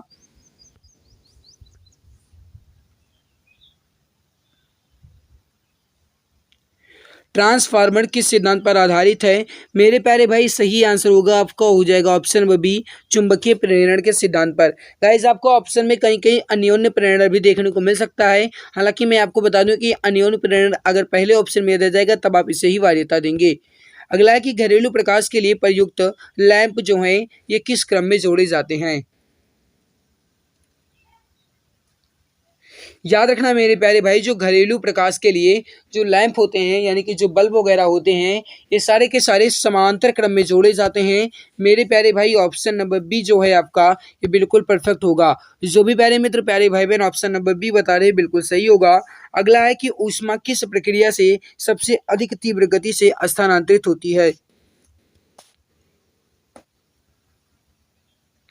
मेरे प्यारे भाई याद रखना विकिरण के माध्यम से। और आप ये भी जानते होंगे कि सूर्य का जो प्रकाश है ये पृथ्वी तक किस माध्यम से आता है, तो विकिरण के माध्यम से ही आता है। क्योंकि गाइज आप सभी समझते हैं कि विकिरण एक ऐसी प्रक्रिया है जिसमें जो ऊष्मा है या प्रकाश जो है ये सबसे अधिक तीव्र गति से स्थानांतरित होता है। सही आंसर क्या होगा आपका ऑप्शन सी।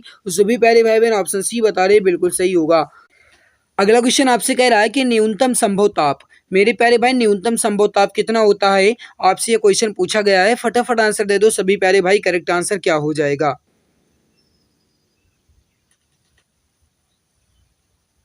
अब समझना मेरे प्यारे भाई न्यूनतम संभव ताप आपसे कहा गया, इसका जो सही आंसर हो जाएगा आपका वो हो जाएगा -273 डिग्री सेल्सियस।